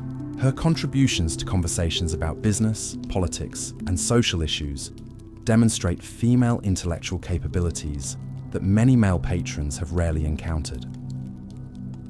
The relationships that Margaret develops with other regular patrons create informal support networks that provide practical assistance with business challenges and personal problems. These relationships, built on mutual respect rather than romantic interest, demonstrate possibilities for cross-gender friendship that colonial social conventions rarely accommodated. Her friendship with Chen Wei and Thomas, which developed through shared presence in the establishment's common areas, provides her with insights into Chinese business practices and British administrative procedures that enhance her commercial effectiveness. Their mutual support creates a multicultural alliance that benefits all parties while challenging conventional assumptions about appropriate social relationships. The evening conversations between Margaret, Chen Wei, and Thomas represent some of the most sophisticated intellectual exchanges that occur within the establishment's walls. Their discussions range from philosophical questions about cultural identity and personal authenticity to practical matters concerning business strategy and political developments that affect Shanghai's commercial environment. These conversations provide all three individuals with intellectual stimulation and emotional support that would be difficult to find elsewhere in Shanghai's segregated social environment. Their friendship demonstrates the potential for opium dens to serve as spaces where artificial social barriers dissolve, to allow genuine human connection based on shared interests and mutual respect. The documentation of Margaret's experiences provides valuable insight into the challenges faced by women who attempted to operate independently in colonial commercial environments. Her success in using opium therapeutically while maintaining business responsibilities challenges stereotypes about both female capabilities and pharmaceutical effects that dominated contemporary thinking. Her careful approach to opium use also provides a model for therapeutic applications that avoided the problematic patterns typically associated with opium addiction. Her ability to maintain stable consumption levels while achieving sustained therapeutic benefits suggests that many negative outcomes associated with opium use resulted from inappropriate usage patterns rather than inherent properties of the drug. The establishment's accommodation of Margaret's specific needs demonstrates the flexibility and customer service excellence that characterize the most successful opium venues in Shanghai. Their willingness to modify facilities and procedures to serve female clientele reflects understanding that expanding their market required adapting to diverse patron requirements. The economic success that Margaret achieves while managing her therapeutic opium use provides evidence for the drug's potential to enhance rather than impair function when used appropriately. Her business expansion during the period of her opium treatment challenges assumptions about the inevitability of pharmaceutical impairment and suggests alternative models for understanding drug effects. As the night deepens and the establishment's atmosphere becomes even more intimate and contemplative, we encounter another regular patron whose story illuminates different aspects of opium's role in colonial Shanghai society. Dr. Heinrich Müller, a German physician whose official position involves treating members of the international community, represents the complex relationship between medical professionals and opium use during this historical period. Dr. Müller's presence in the establishment reflects not recreational indulgence, but professional necessity, as he seeks relief from the psychological trauma of practicing medicine in an environment where his therapeutic options are severely limited by available treatments and cultural barriers that prevent effective patient care. His medical training, completed at European universities that emphasize scientific approaches to pharmaceutical treatment, initially made him skeptical of opium's therapeutic applications beyond basic pain relief. However, his experiences treating patients in Shanghai's challenging medical environment gradually convinced him that the drug possessed therapeutic properties that formal medical education had not adequately explored. Dr. Muller's own therapeutic use of opium began as an experiment in self-medication, designed to address the chronic insomnia and anxiety that developed as a result of his frustration with the limitations of colonial medical practice. His scientific background enabled him to approach opium use systematically, documenting effects and adjusting dosages with the precision that characterized his professional work. His presence in the establishment provides other patrons with access to medical expertise that enhances the safety of their own opium use. While he maintains professional boundaries that prevent him from providing formal medical treatment to fellow patrons, his informal advice and observation help prevent medical emergencies and optimize therapeutic outcomes. The conversations that Dr. Muller engages in with other patrons often focus on the intersection between pharmaceutical treatment and psychological well-being, topics that his medical training and personal experience with opium uniquely qualify him to address.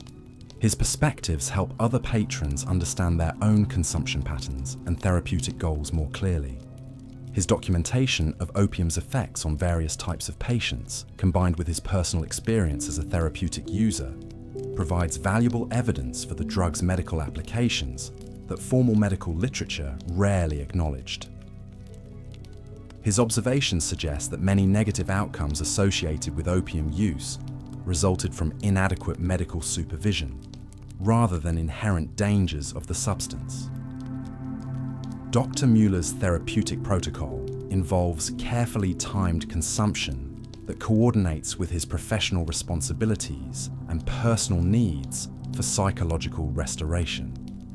His approach demonstrates possibilities for integrating pharmaceutical treatment with demanding professional obligations in ways that enhance rather than compromise performance. The establishment's staff regard Dr. Muller as a valuable resource whose medical expertise contributes to the overall safety and quality of services provided to all patrons. His presence provides additional security for high-risk consumption sessions, and his advice helps staff members recognize and respond appropriately to medical emergencies.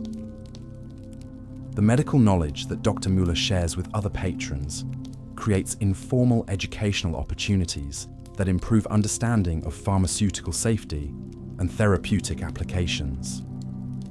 His willingness to discuss opium's medical properties helps dispel misconceptions and promotes more effective therapeutic use among the establishment's clientele.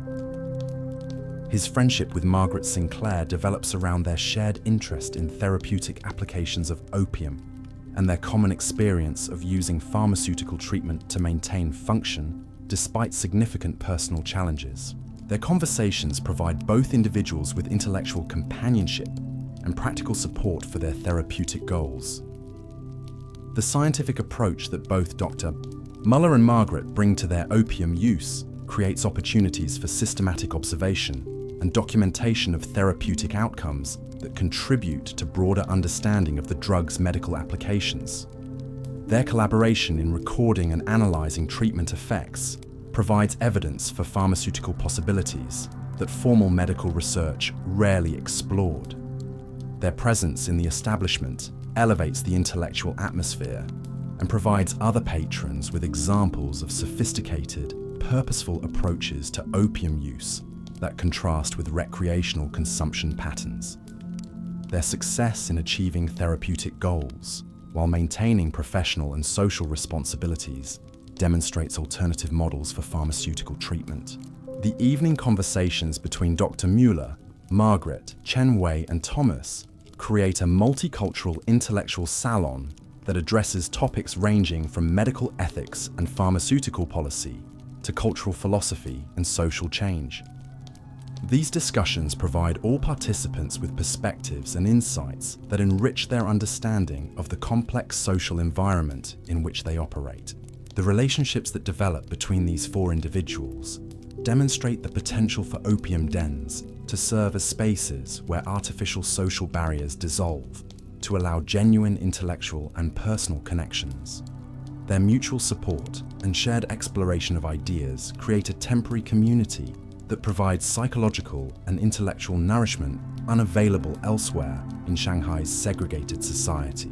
The documentation of their experiences provides valuable insight into the human dimensions of colonial life and the creative solutions that individuals developed to address the psychological and social challenges of cross-cultural existence.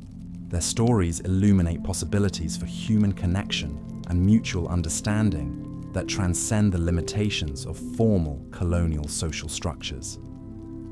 The documentation of these interconnected relationships reveals how the most successful opium establishments functioned as more than mere pharmaceutical dispensaries, evolving into complex social institutions that addressed multiple needs within colonial society. The Jade Garden's ability to attract and retain such diverse yet sophisticated clientele reflected careful attention to creating environments that supported both individual therapeutic goals and meaningful social interaction. The evening's progression towards the deepest hours of night brings subtle changes in the establishment's atmosphere as conversations become more introspective and the pace of activity slows to match the contemplative mood that opium naturally encourages. The oil lamps burn lower, casting longer shadows that soften the already intimate lighting and create an atmosphere of profound peace that seems to exist outside ordinary time. In the communal chamber, we observe how the shared experience of pharmaceutical contemplation creates bonds between strangers that transcend the usual social barriers. A young Portuguese sailor finds himself engaged in halting conversation with an elderly Chinese scholar, their exchange facilitated by gestures and the few words of each other's languages they have managed to acquire during their respective journeys through Shanghai's international community. The sailor speaks of storms encountered during the voyage from Macau, his words coming slowly as he searches for English terms that might convey the terror and beauty of massive waves illuminated by lightning. His audience listens with the intense attention that characterizes opium-influenced conversation, where each shared experience takes on heightened significance and emotional resonance. The scholar responds with his own memories of natural forces, describing typhoons that swept across the countryside of his youth, bringing destruction but also renewal as floodwaters deposited fertile soil that ensured abundant harvests in subsequent years. His philosophical interpretation of natural cycles provides the sailor with new perspectives on the storms that have shaped his professional life at sea. Their conversation illustrates how opium's effects on consciousness create psychological conditions conducive to the kind of meaningful exchange that rarely occurs between individuals from such different backgrounds and life experiences. The drug's ability to reduce social anxiety while enhancing empathy allows for communication that transcends language barriers and cultural differences.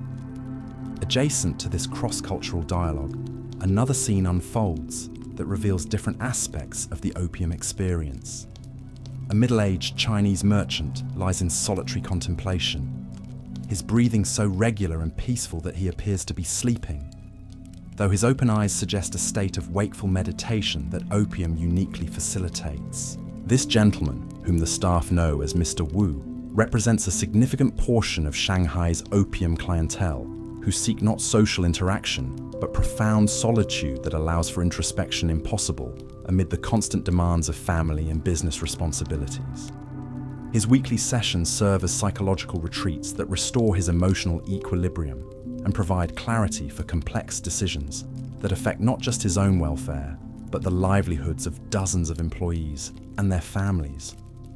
Mr. Wu's approach to opium consumption reflects the careful balance required by individuals whose public responsibilities demand constant alertness and sound judgment.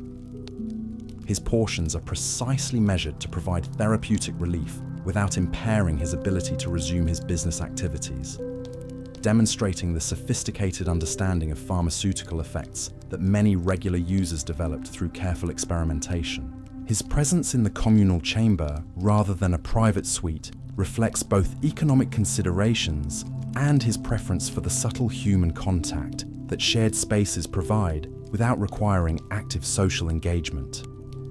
The awareness of other people's presence offers comfort without the obligations that formal conversation would impose. The establishment's design supports different styles of opium consumption and social interaction through careful arrangement of spaces and furnishings that accommodate varying needs for privacy, companionship, and contemplation. The communal chambers provide opportunities for social connection, while also offering corners and alcoves where individuals can maintain relative solitude within the shared environment. The platform arrangements allow patrons to position themselves according to their comfort with social interaction, from central locations that invite conversation to peripheral spaces that discourage unwanted attention while still providing access to the chamber's social atmosphere. This flexibility enables the establishment to serve diverse clientele whose needs for human contact vary significantly. The semi-private chambers offer intermediate levels of social engagement that appeal to patrons who desire more intimate conversation than the communal areas provide, but lack the resources or inclination for complete privacy. These spaces often develop their own social dynamics as regular patrons establish informal territories and relationships that persist across multiple visits. The private suites cater to individuals whose consumption patterns, social positions, or personal preferences require complete discretion and control over their pharmaceutical experience. These spaces allow for the deepest levels of opium-induced introspection, while providing security from observation or interruption that might compromise the therapeutic process. The progression through these different levels of privacy and social engagement reflects not just economic stratification, but different approaches to using opium for therapeutic and recreational purposes. The most successful establishments understand these distinctions and provide appropriate environments for each type of consumption pattern. The staff's expertise in reading patron needs and preferences enables them to provide guidance that helps individuals find the most suitable spaces and consumption approaches for their particular circumstances and goals. This personalized service contributes significantly to patron satisfaction and the establishment's reputation for quality care. The evening's activities also reveal the complex relationship between opium consumption and creative expression that characterized many users' experiences during this historical period. In one corner of a semi-private chamber, a young man whose appearance suggests artistic inclinations sits propped against silk cushions while sketching in a small notebook with obvious absorption and satisfaction. This individual, whom we might call Liu Ming, works as a clerk in a foreign trading house during daylight hours, but pursues painting and poetry during his limited free time.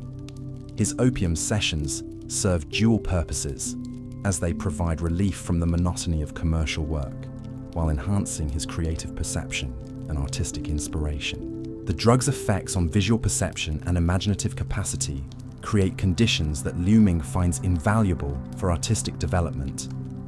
Colors appear more vivid, spatial relationships become more apparent, and the boundaries between observed reality and creative interpretation seem more fluid and permeable. His sketches, created during opium sessions, often capture aspects of human emotion and social interaction that escape his ordinary observation. The enhanced empathy and psychological insight that the drug provides allow him to perceive and document subtle expressions and gestures that reveal the inner lives of his fellow patrons. The artistic work produced during these sessions later serves as source material for more elaborate paintings and poems that Liu Ming creates during his sober hours. The creative insights gained through pharmaceutical enhancement inform his artistic development in ways that purely technical training could not achieve. His presence in the establishment provides other patrons with opportunities to observe the creative process and engage in conversations about art, beauty, and aesthetic experience that enrich the intellectual atmosphere of the chambers. His willingness to share his artistic observations creates educational opportunities that benefit the broader patron community. The sketches themselves become informal records of the establishment's social life, documenting the faces, gestures, and interactions that characterize the opium experience. These artistic documents preserve aspects of human experience that formal historical records rarely capture, providing unique insights into the personal dimensions of colonial social life. Liu Ming's artistic pursuits also demonstrate how opium use could support, rather than impair, creative productivity when approached with appropriate goals and methods. His success in integrating pharmaceutical enhancement with artistic development challenges assumptions about drug effects that emphasize only negative outcomes and impaired function. The conversations that develop around Liu Ming's artistic activities often explore philosophical questions about the relationship between altered consciousness and creative expression, topics that fascinate both Chinese scholars versed in traditional aesthetics and foreign patrons curious about artistic traditions different from their own cultural backgrounds. These discussions contribute to cross-cultural understanding as participants share perspectives on beauty, creativity, and the role of altered consciousness in artistic and spiritual development. The opium-influenced setting creates psychological conditions conducive to appreciating different cultural approaches to aesthetic experience. The establishment's tolerance and even encouragement of artistic activities reflects understanding that opium dens serve multiple functions beyond simple pharmaceutical provision. The most successful venues recognize that supporting patron creativity and intellectual development enhances customer satisfaction and builds loyalty that transcends purely commercial relationships. The creative atmosphere that develops around Liu Ming's presence also influences other patrons to explore their own artistic inclinations and creative interests. Several regular visitors have begun bringing their own materials for writing, sketching, or other creative pursuits that benefit from the enhanced perception and reduced inhibition that opium provides. As the evening progresses toward its conclusion, the establishment's social dynamics shift toward more intimate and personal exchanges as the accumulated effects of shared pharmaceutical experience create bonds of trust and understanding between patrons who might otherwise remain strangers. The barriers that normally separate individuals from different social backgrounds begin to dissolve under the influence of mutual vulnerability and enhanced empathy. In the communal chamber, we observe the formation of temporary communities that provide emotional support and intellectual stimulation for individuals whose ordinary lives offer limited opportunities for genuine human connection. A circle of 5 men from completely different backgrounds finds themselves engaged in a conversation about memory, loss, and the search for meaning that transcends their diverse personal circumstances. The group includes the Portuguese sailor we encountered earlier, the elderly Chinese scholar, Mr. Wu, the merchant, Liu Ming, the artist clerk, and a Russian trader whose presence in Shanghai reflects the complex international relationships that characterize the city's commercial environment. Their conversation proceeds in multiple languages, with frequent translation and explanation that creates a collaborative effort to understand and communicate across cultural boundaries.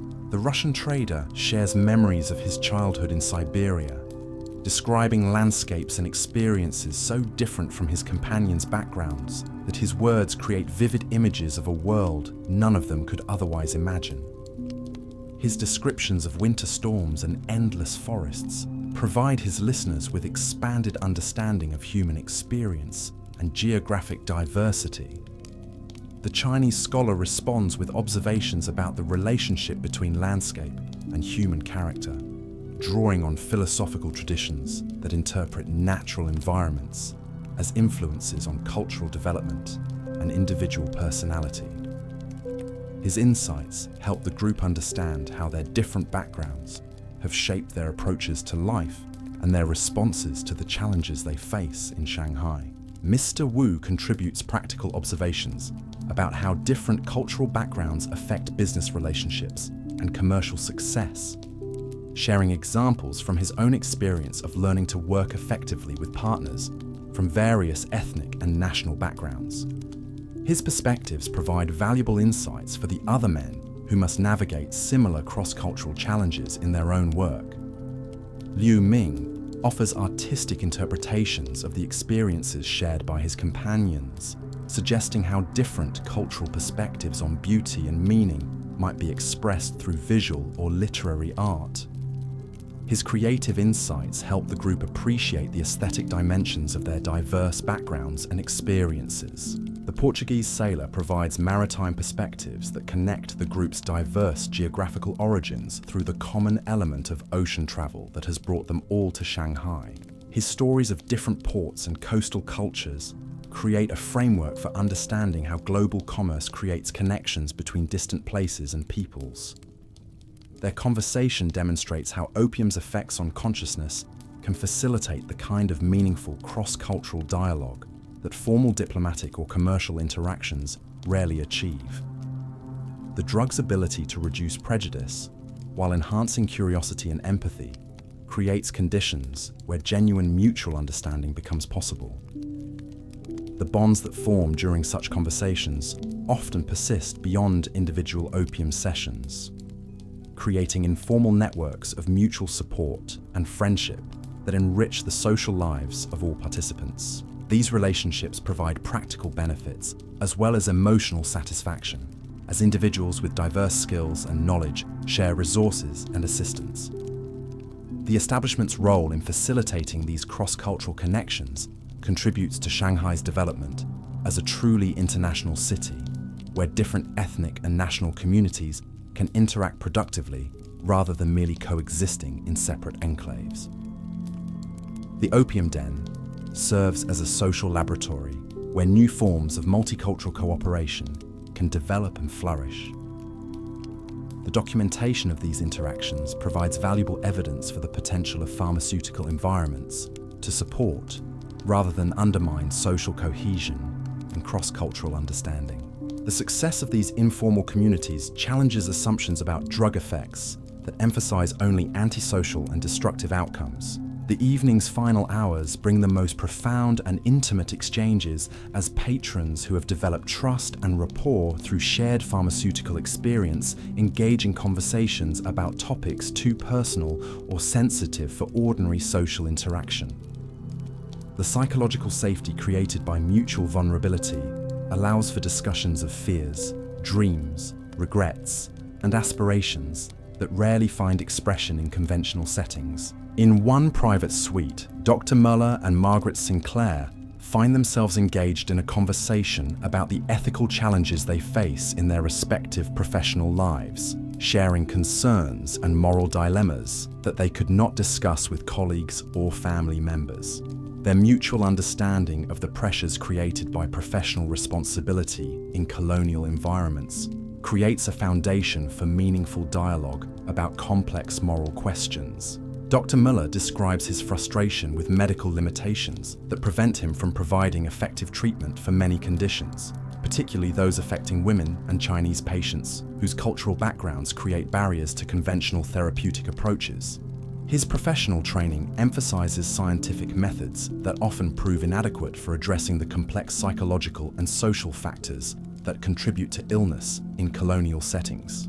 Margaret shares her experiences navigating business environments designed primarily to serve male interests, describing the additional challenges she faces as a woman attempting to maintain commercial success while preserving personal integrity and dignity.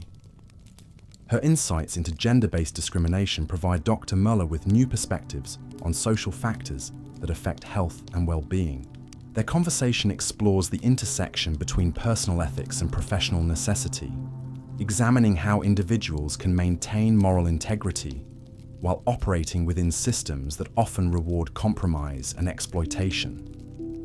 Their shared use of opium for therapeutic purposes creates common ground for understanding how pharmaceutical treatment can support ethical behavior rather than undermining moral judgment. The trust that develops between Dr. Muller and Margaret through their honest examination of professional challenges creates a foundation for mutual support that extends beyond their pharmaceutical sessions. Their friendship provides both individuals with intellectual companionship and moral support that helps them maintain their ethical standards despite external pressures. Their discussions also address broader questions about social responsibility and individual agency in colonial environments, exploring how people can work for positive change while acknowledging the limitations imposed by political and economic structures beyond their control. Their perspectives inform each other's approaches to professional challenges and personal growth. The private nature of their conversations allows for exploration of topics that public discourse rarely addresses, including the psychological costs of colonial life and the strategies that individuals develop for maintaining mental health and emotional equilibrium in challenging social environments. The establishment provides the secure environment necessary for such intimate exchanges, ensuring that personal revelations and vulnerable admissions remain confidential, while creating conditions that encourage honest self-examination and mutual support. The staff's discretion and professional competence contribute significantly to the therapeutic value of these interactions. As dawn approaches and the establishment begins its transition toward the quiet hours when only the most dedicated patrons remain, the evening's accumulation of shared experiences and meaningful connections creates a sense of temporary community that provides psychological nourishment for individuals whose ordinary lives offer limited opportunities for authentic human relationship. The gradual departure of patrons follows patterns that reflect both practical considerations and emotional attachments formed during the evening's social interactions. Some individuals leave reluctantly, drawing out their farewells as they attempt to preserve connections that have provided unexpected satisfaction and support. Others depart quietly, carrying with them the insights and emotional restoration gained through pharmaceutical treatment and social interaction. Their movements are careful and deliberate as they manage the transition from the protected environment of the establishment to the demanding realities of colonial Shanghai's streets and social expectations. The staff observes these departures with understanding born of years of experience, witnessing the human need for connection and meaning that draws people to establishments like the Jade Garden. Their professional competence ensures that departing patrons are prepared for safe return to their ordinary responsibilities, while their personal compassion acknowledges the emotional significance of the experiences they have facilitated. The physical traces of the evening's activities remain visible in the arrangement of cushions and the lingering sweetness of opium smoke that clings to wooden walls and silk furnishings. These environmental markers preserve the memory of human connections and shared experiences that have provided temporary relief from the isolation and challenges of colonial life.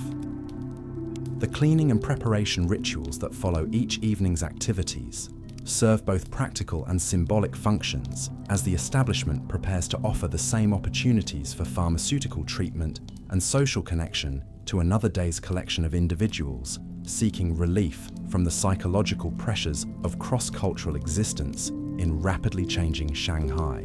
The cycle of evening activities, shared experiences, and morning departures creates rhythms of human connection and renewal that serve essential functions for individuals whose circumstances provide few other opportunities for authentic social interaction and emotional support. The opium den's role in facilitating these human needs demonstrates the complex social functions that such establishments served beyond their obvious pharmaceutical purposes. The stories that emerge from evening sessions at establishments like the Jade Garden provide unique insights into the personal experiences of individuals navigating the challenges of colonial social environments. These human narratives illuminate aspects of historical experience that formal records rarely capture, revealing the creativity and resilience that people demonstrated in addressing the psychological costs of cultural displacement and social fragmentation. The documentation of these personal narratives reveals how establishments like the Jade Garden functioned as repositories of human experience that would otherwise disappear without trace into the anonymity of historical record. The conversations, relationships, and individual transformations that occurred within these walls created a rich tapestry of human connection that transcended the formal boundaries imposed by colonial society. The morning light, filtering through the narrow windows of the upper floors, creates gentle illumination that softens the evidence of the night's activities, while highlighting the careful craftsmanship evident in every detail of the establishment's construction and furnishing. The carved wooden screens that provide privacy between chambers cast intricate shadows that dance with the movement of silk curtains, stirred by the gentle breeze from the river. The transition from night to day brings subtle changes in the establishment's character, as the intimate atmosphere of evening gradually gives way to the practical requirements of maintenance and preparation for another cycle of human needs and pharmaceutical relief.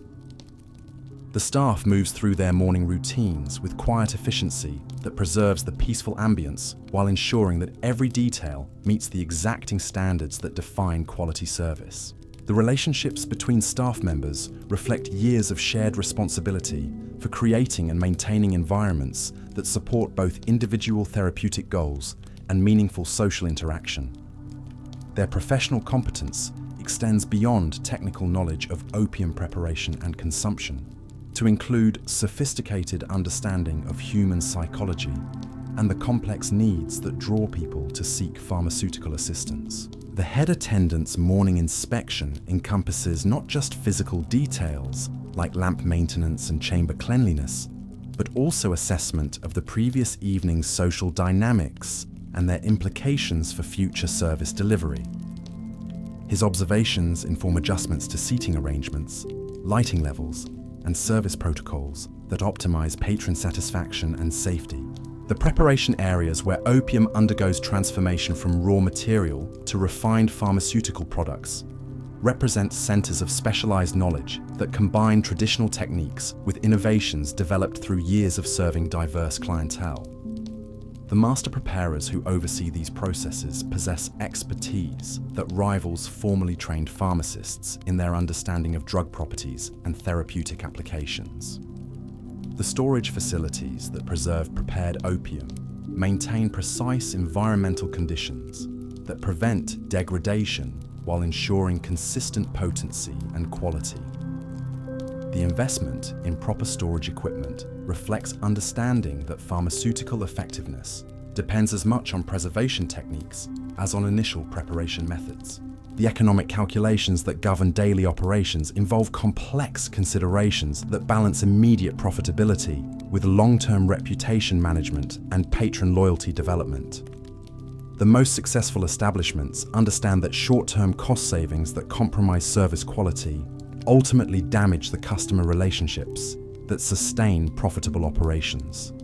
The supply relationships that ensure consistent access to quality raw materials require careful cultivation of connections with international trading networks that operate within Shanghai's complex legal and political environment. These relationships often involve personal friendships and mutual obligations that extend far beyond simple commercial transactions. The architectural modifications that adapt traditional Chinese building techniques to the specialized requirements of opium consumption demonstrate creative solutions to unique functional challenges. The ventilation systems that manage smoke while preserving atmosphere, the acoustic treatments that balance privacy with social awareness, and the lighting designs that support both individual contemplation and group interaction represent sophisticated environmental engineering. The decorative elements that contribute to the establishment's atmosphere serve multiple functions beyond aesthetic appeal. The scroll paintings that adorn chamber walls provide visual focal points that enhance meditative aspects of opium consumption while demonstrating cultural sophistication that appeals to educated patrons from diverse backgrounds. The textile selections for cushions, curtains, and wall hangings involve careful attention to materials that maintain appearance and comfort, despite constant use while contributing to acoustic and atmospheric qualities that define the opium experience. The colors and patterns chosen reflect understanding of psychological effects that different visual environments produce. The furniture designs that support extended periods of reclined consumption represent specialized solutions to ergonomic challenges that conventional seating cannot address. The platforms, cushions, and side tables that accommodate pipes, lamps, and personal belongings demonstrate accumulated wisdom about the physical requirements of comfortable opium use. The lighting systems that create intimate atmospheres while ensuring adequate illumination for safe consumption involve careful coordination of oil lamps, candles, and natural light sources that produce the gentle, warm illumination that characterizes quality opium establishments. The seasonal adaptations that maintain patron comfort throughout Shanghai's varying weather conditions require flexible systems that can accommodate temperature and humidity changes while preserving the consistent atmospheric qualities that define the establishment's character. Winter preparations involve additional heating sources and draft protection that maintain warmth without compromising air quality or creating fire hazards. The coal braziers and charcoal heaters used during cold months require careful management to prevent carbon monoxide accumulation while providing adequate thermal comfort. Summer modifications include enhanced ventilation and cooling systems that maintain air circulation without disturbing the gentle smoke patterns that contribute to the opium atmosphere. The strategic placement of fans and the opening of specific windows create air movement that provides relief from heat, while preserving the establishment's distinctive ambience. The spring and autumn seasons require different approaches to environmental management, as changing weather patterns create varying challenges for maintaining optimal conditions. The staff develops expertise in reading atmospheric conditions and adjusting environmental controls to compensate for external influences. The cultural celebrations that mark important dates in Shanghai's diverse community calendar create opportunities for special events and modified service offerings that acknowledge the customs and preferences of different ethnic groups within the establishment's clientele. The Chinese New Year period typically sees reduced operations as staff members return to family celebrations, while many regular patrons fulfill traditional obligations. The establishment uses this period for major maintenance projects and equipment upgrades that would be disruptive during normal operating periods. The Western Christmas season brings different patterns of patronage as foreign residents navigate the emotional complexities of celebrating familiar holidays in unfamiliar cultural environments. The establishment often provides refuge for individuals who find holiday obligations emotionally challenging or who lack family connections in Shanghai. The Buddhist and Taoist festivals that punctuate the Chinese calendar create opportunities for special preparations and ceremonial observances that honor the spiritual traditions of Chinese patrons, while educating foreign visitors about local customs and beliefs. The commercial seasons that reflect Shanghai's role in international trade create predictable patterns of stress and celebration that influence patronage levels and service requirements. The arrival of major trading fleets often coincides with increased demand for pharmaceutical relief from the pressures of intensive commercial activity. The tea harvest seasons bring particular significance as merchants and traders involved in Shanghai's most important export industry seek relief from the intense pressures of quality assessment, price negotiation, and logistics coordination that determine annual profits and losses. The silk trading seasons create similar patterns of stress and opportunity as merchants navigate the complex requirements of international textile markets while managing relationships with producers, transporters, and foreign buyers whose cultural differences can complicate negotiations. The rice trading activities that feed Shanghai's growing population create additional commercial pressures that drive demand for pharmaceutical relief among merchants responsible for ensuring adequate food supplies while maintaining profitable operations. The documentation systems that track patron preferences, consumption patterns, and service requirements represent sophisticated customer relationship management that ensures personalized service delivery while maintaining the discretion that all patrons require. The record-keeping practices that monitor opium quality, staff performance, and financial outcomes provide management information necessary for maintaining service standards while optimizing profitability and operational efficiency.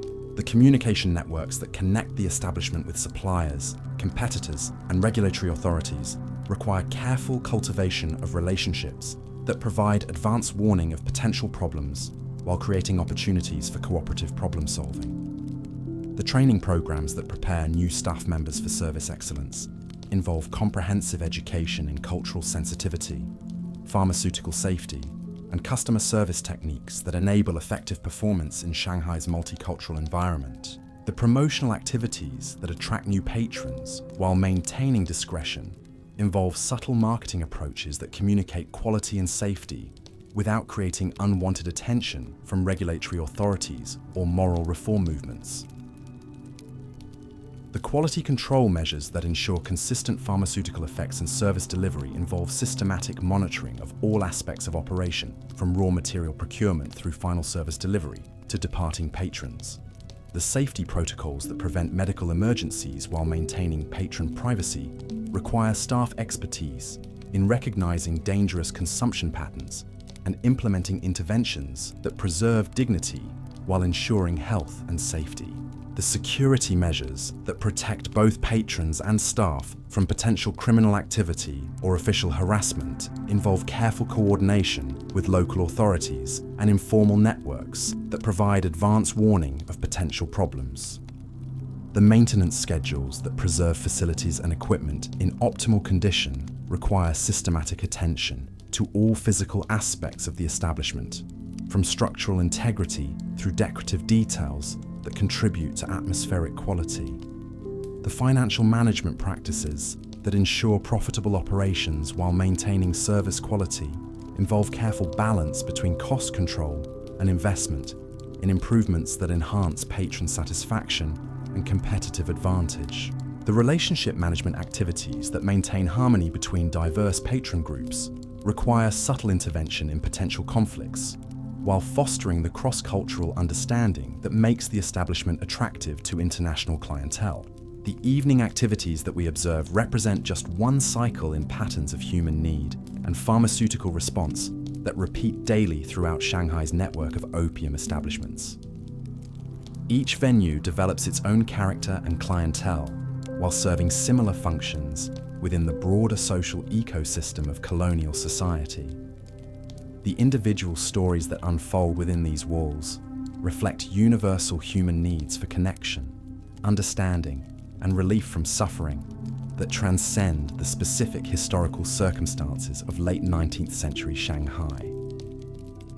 The creative solutions that patrons and staff develop for addressing these needs demonstrate human resilience and adaptability in challenging social environments. The cross-cultural exchanges that occur naturally within opium-influenced settings create opportunities for mutual understanding and cooperation that formal diplomatic or commercial interactions rarely achieve.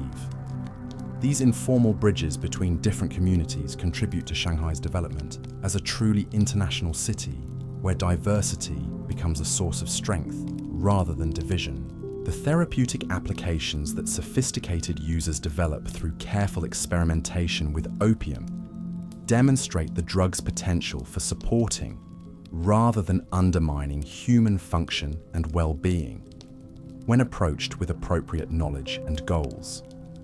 The social innovations that emerge from the unique environment of opium dens provide models for addressing isolation, cultural displacement, and psychological distress that remain relevant for understanding how communities can support individual well-being in complex social environments. The artistic and intellectual achievements that opium-influenced consciousness makes possible challenge assumptions about pharmaceutical effects that emphasize only negative outcomes while overlooking creative and cognitive benefits that appropriate usage can provide.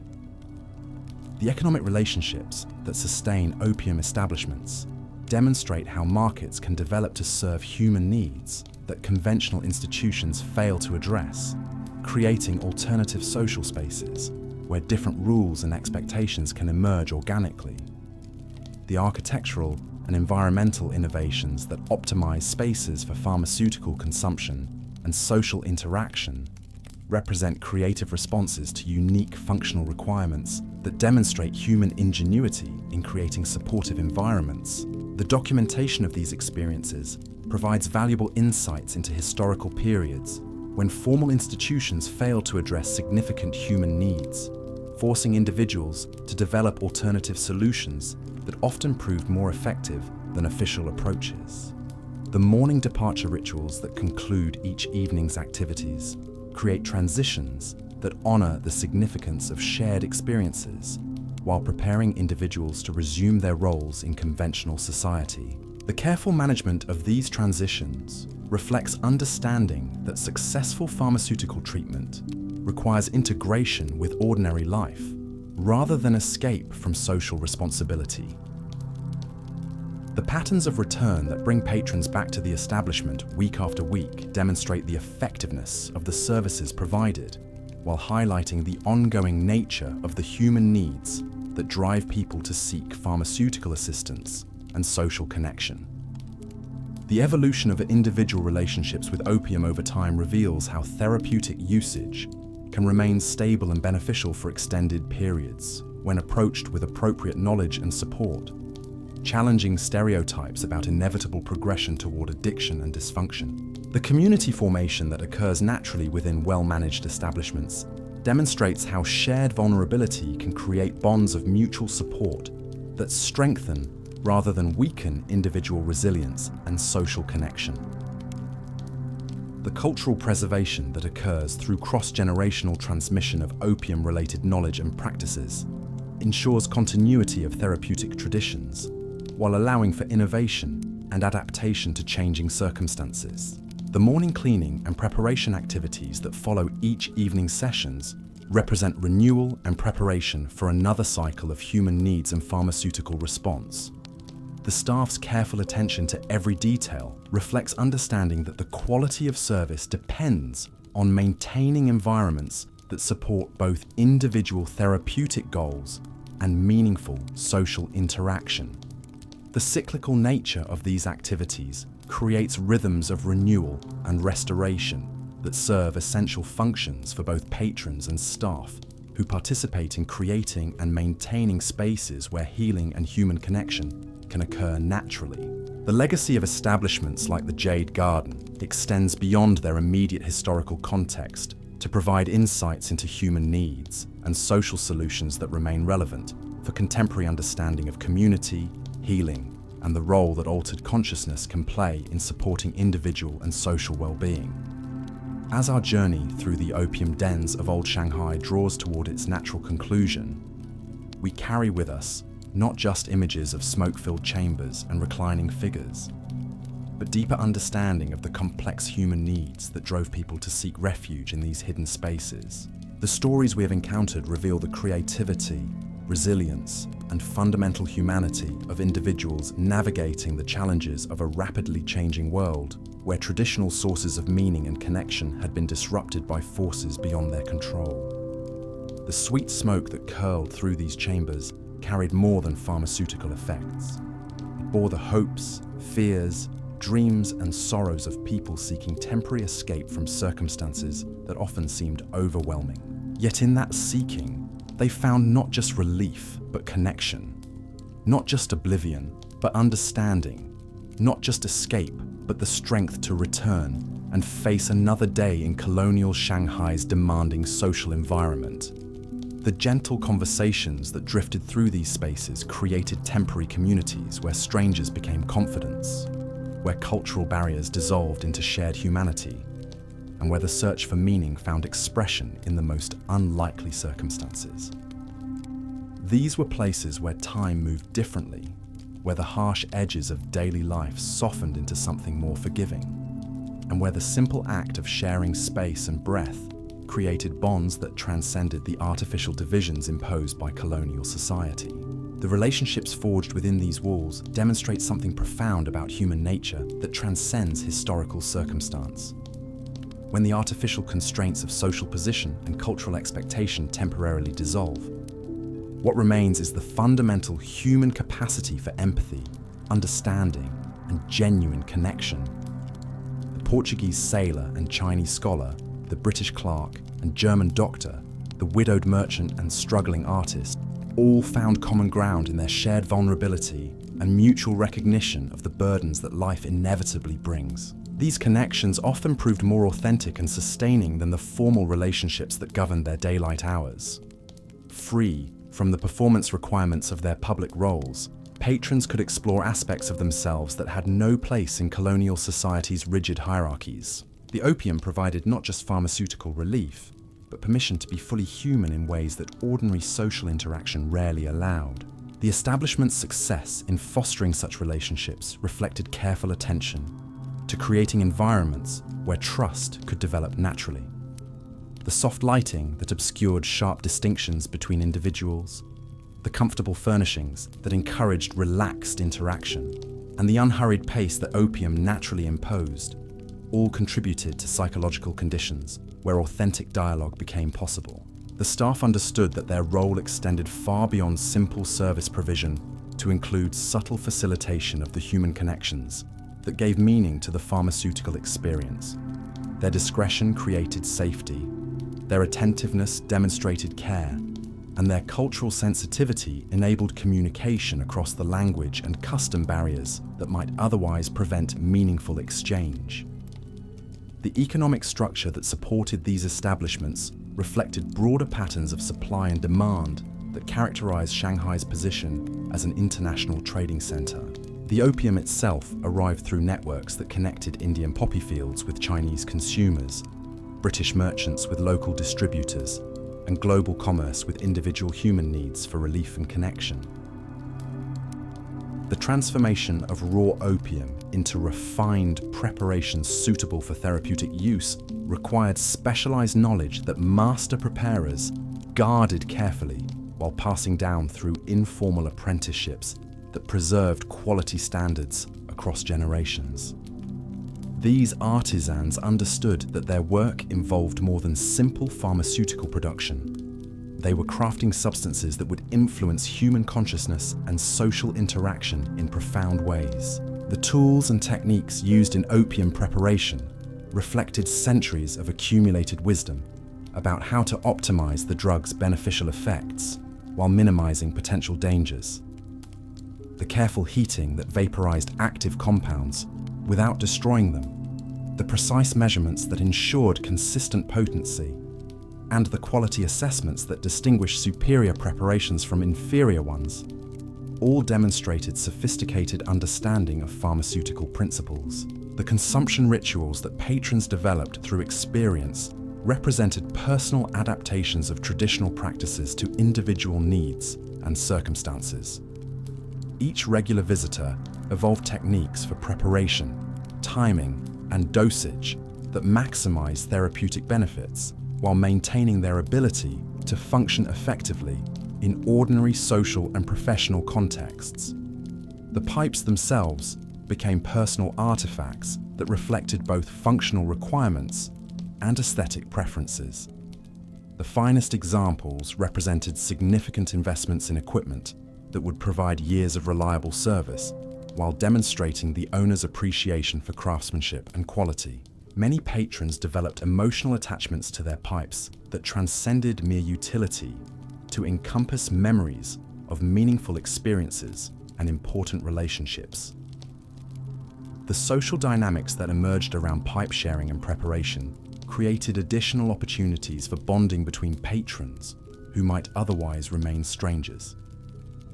The act of preparing opium for another person required trust and intimacy that quickly dissolved barriers between individuals from different backgrounds and social positions.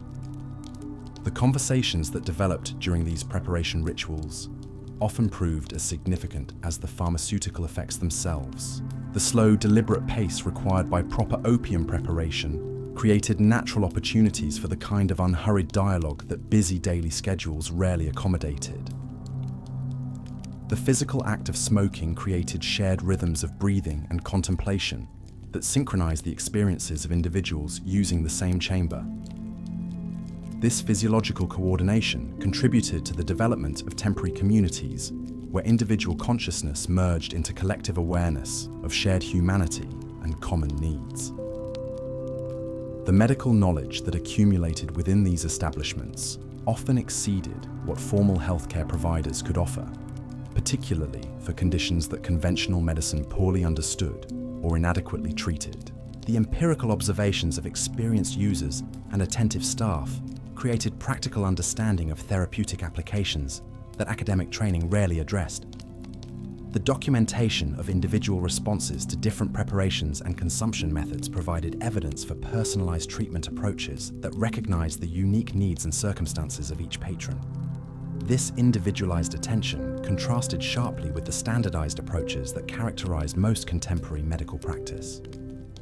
The safety protocols that evolved through experience with diverse clientele reflected sophisticated understanding of risk factors and intervention techniques that prevented most serious complications while preserving the autonomy and dignity that adult patients deserved. The staff learned to distinguish between therapeutic use and problematic consumption patterns, while providing guidance that supported healthy relationships with pharmaceutical treatment. The establishment's relationship with local authorities required careful navigation of legal ambiguities that characterized opium regulation during this period. Official policies often contradicted practical realities, creating situations where discretion and relationship management became essential skills for successful operation. The cultural significance that opium consumption held within traditional Chinese society provided historical precedent and social acceptance that complicated efforts to impose foreign moral standards on local practices. The tension between traditional usage patterns and colonial regulatory efforts created complex negotiations that shaped how establishments operated and how patrons understood their activities. The international dimensions of Shanghai's opium trade reflected broader patterns of cultural exchange and economic integration that characterized the city's unique position as a meeting point between East and West. The presence of patrons from dozens of different countries created multicultural environments where global perspectives could emerge through shared pharmaceutical experiences. The artistic and literary traditions that developed around opium use provided cultural frameworks for understanding altered consciousness as a legitimate tool for creative exploration and spiritual development. These traditions influenced how sophisticated users approached their consumption and interpreted their experiences. The philosophical implications of opium's effects on consciousness raised questions about the nature of ordinary awareness and the possibility that pharmaceutical alteration might reveal rather than distort aspects of reality that normal consciousness obscured. These questions engaged patrons in discussions that explored fundamental issues about human nature and the meaning of authentic experience. The seasonal patterns that influenced patronage reflected both practical considerations and deeper rhythms of human need that connected pharmaceutical consumption with natural cycles of activity and rest. The establishment adapted its offerings to accommodate these variations while maintaining consistent quality and service standards. The daily rhythms within the establishment created predictable patterns of social interaction and pharmaceutical use that served different types of patrons at appropriate times.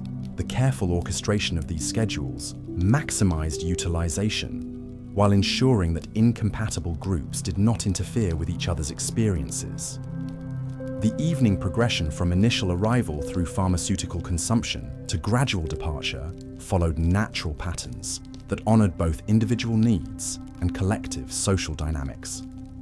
The staff facilitated these transitions with subtle attention that enhanced rather than interrupted the organic flow of activities. The morning aftermath of evening sessions required careful attention to physical restoration and psychological integration that prepared patrons for successful return to their ordinary responsibilities.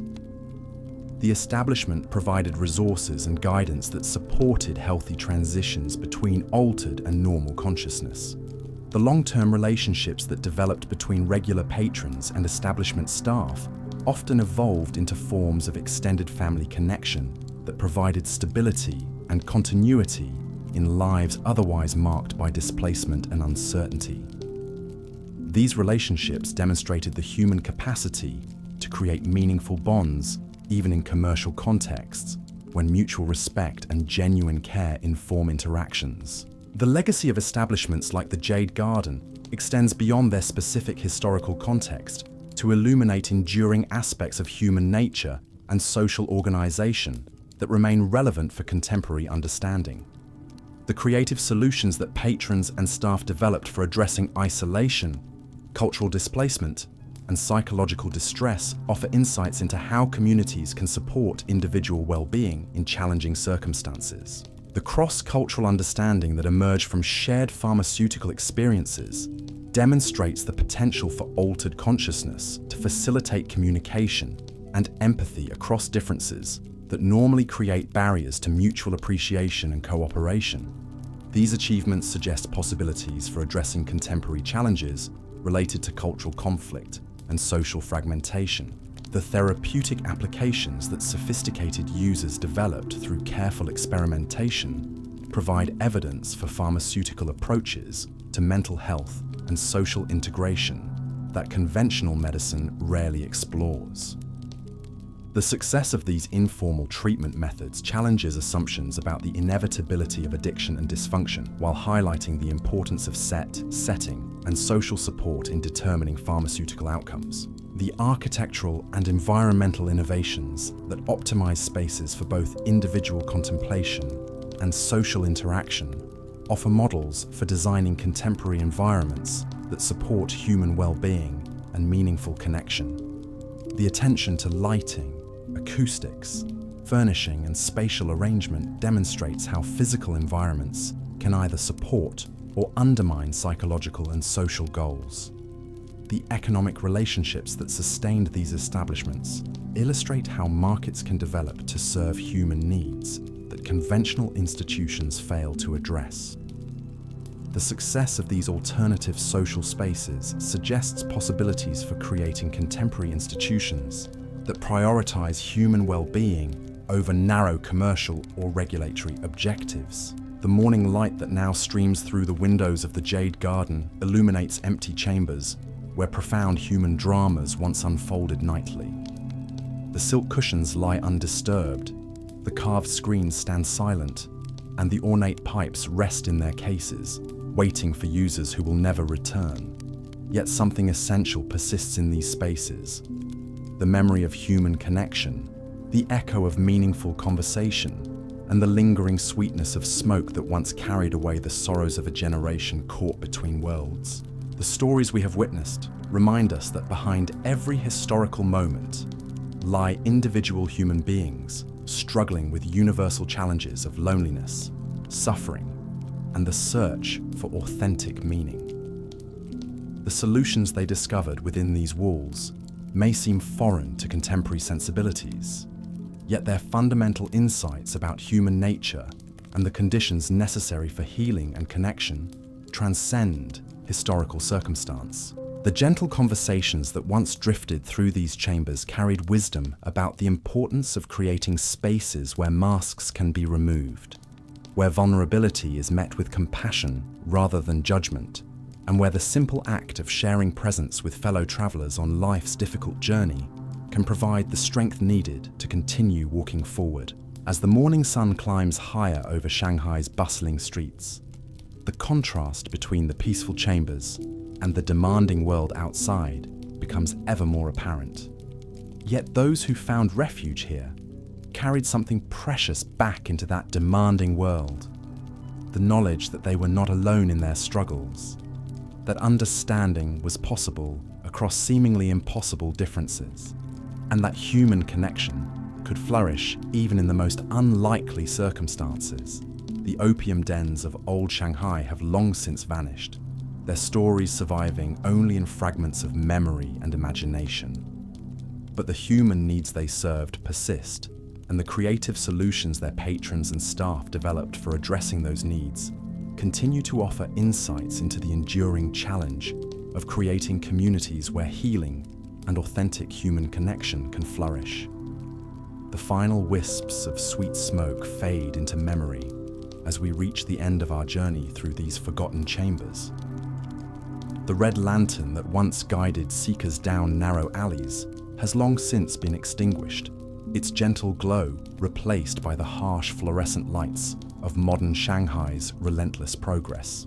Yet in these quiet moments before sleep claims us, we can still hear the echoes of those whispered conversations that once filled the Jade Garden's intimate spaces. The Portuguese sailor sharing tales of distant storms, the Chinese scholar finding solace in philosophical discourse with foreign strangers, The lonely clerk discovering friendship across cultural boundaries that seemed impossible to bridge. These weren't merely stories of vice or addiction, but profound human documents that reveal something essential about our capacity for connection in times of displacement and uncertainty. The opium provided temporary relief, yes, but what sustained these individuals week after week was something far more valuable. The recognition that their struggles were shared, their humanity acknowledged, their need for understanding met with gentle acceptance rather than harsh judgment. The attendant Lao Wang, making his final rounds through chambers now empty of all but memory, understood something that history often forgets. These establishments served as sanctuaries not just from physical pain, but from the deeper anguish of cultural isolation and spiritual displacement that defined colonial life for so many.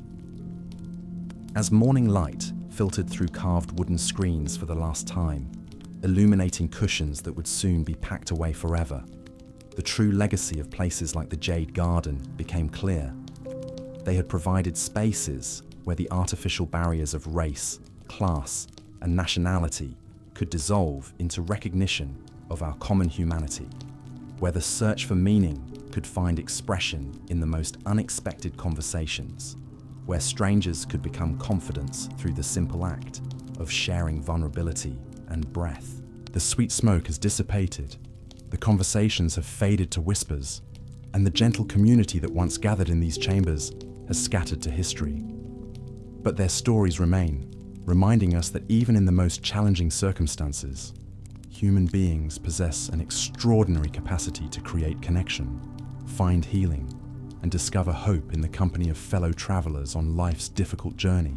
Now, as Shanghai's modern towers pierce the sky where opium dens once offered refuge, we close our eyes and let these stories carry us toward our own peaceful dreams, knowing that somewhere in the space between memory and imagination, the Jade Garden's doors remain forever open to those who seek not just pharmaceutical relief, but the deeper medicine of human understanding and compassionate presence.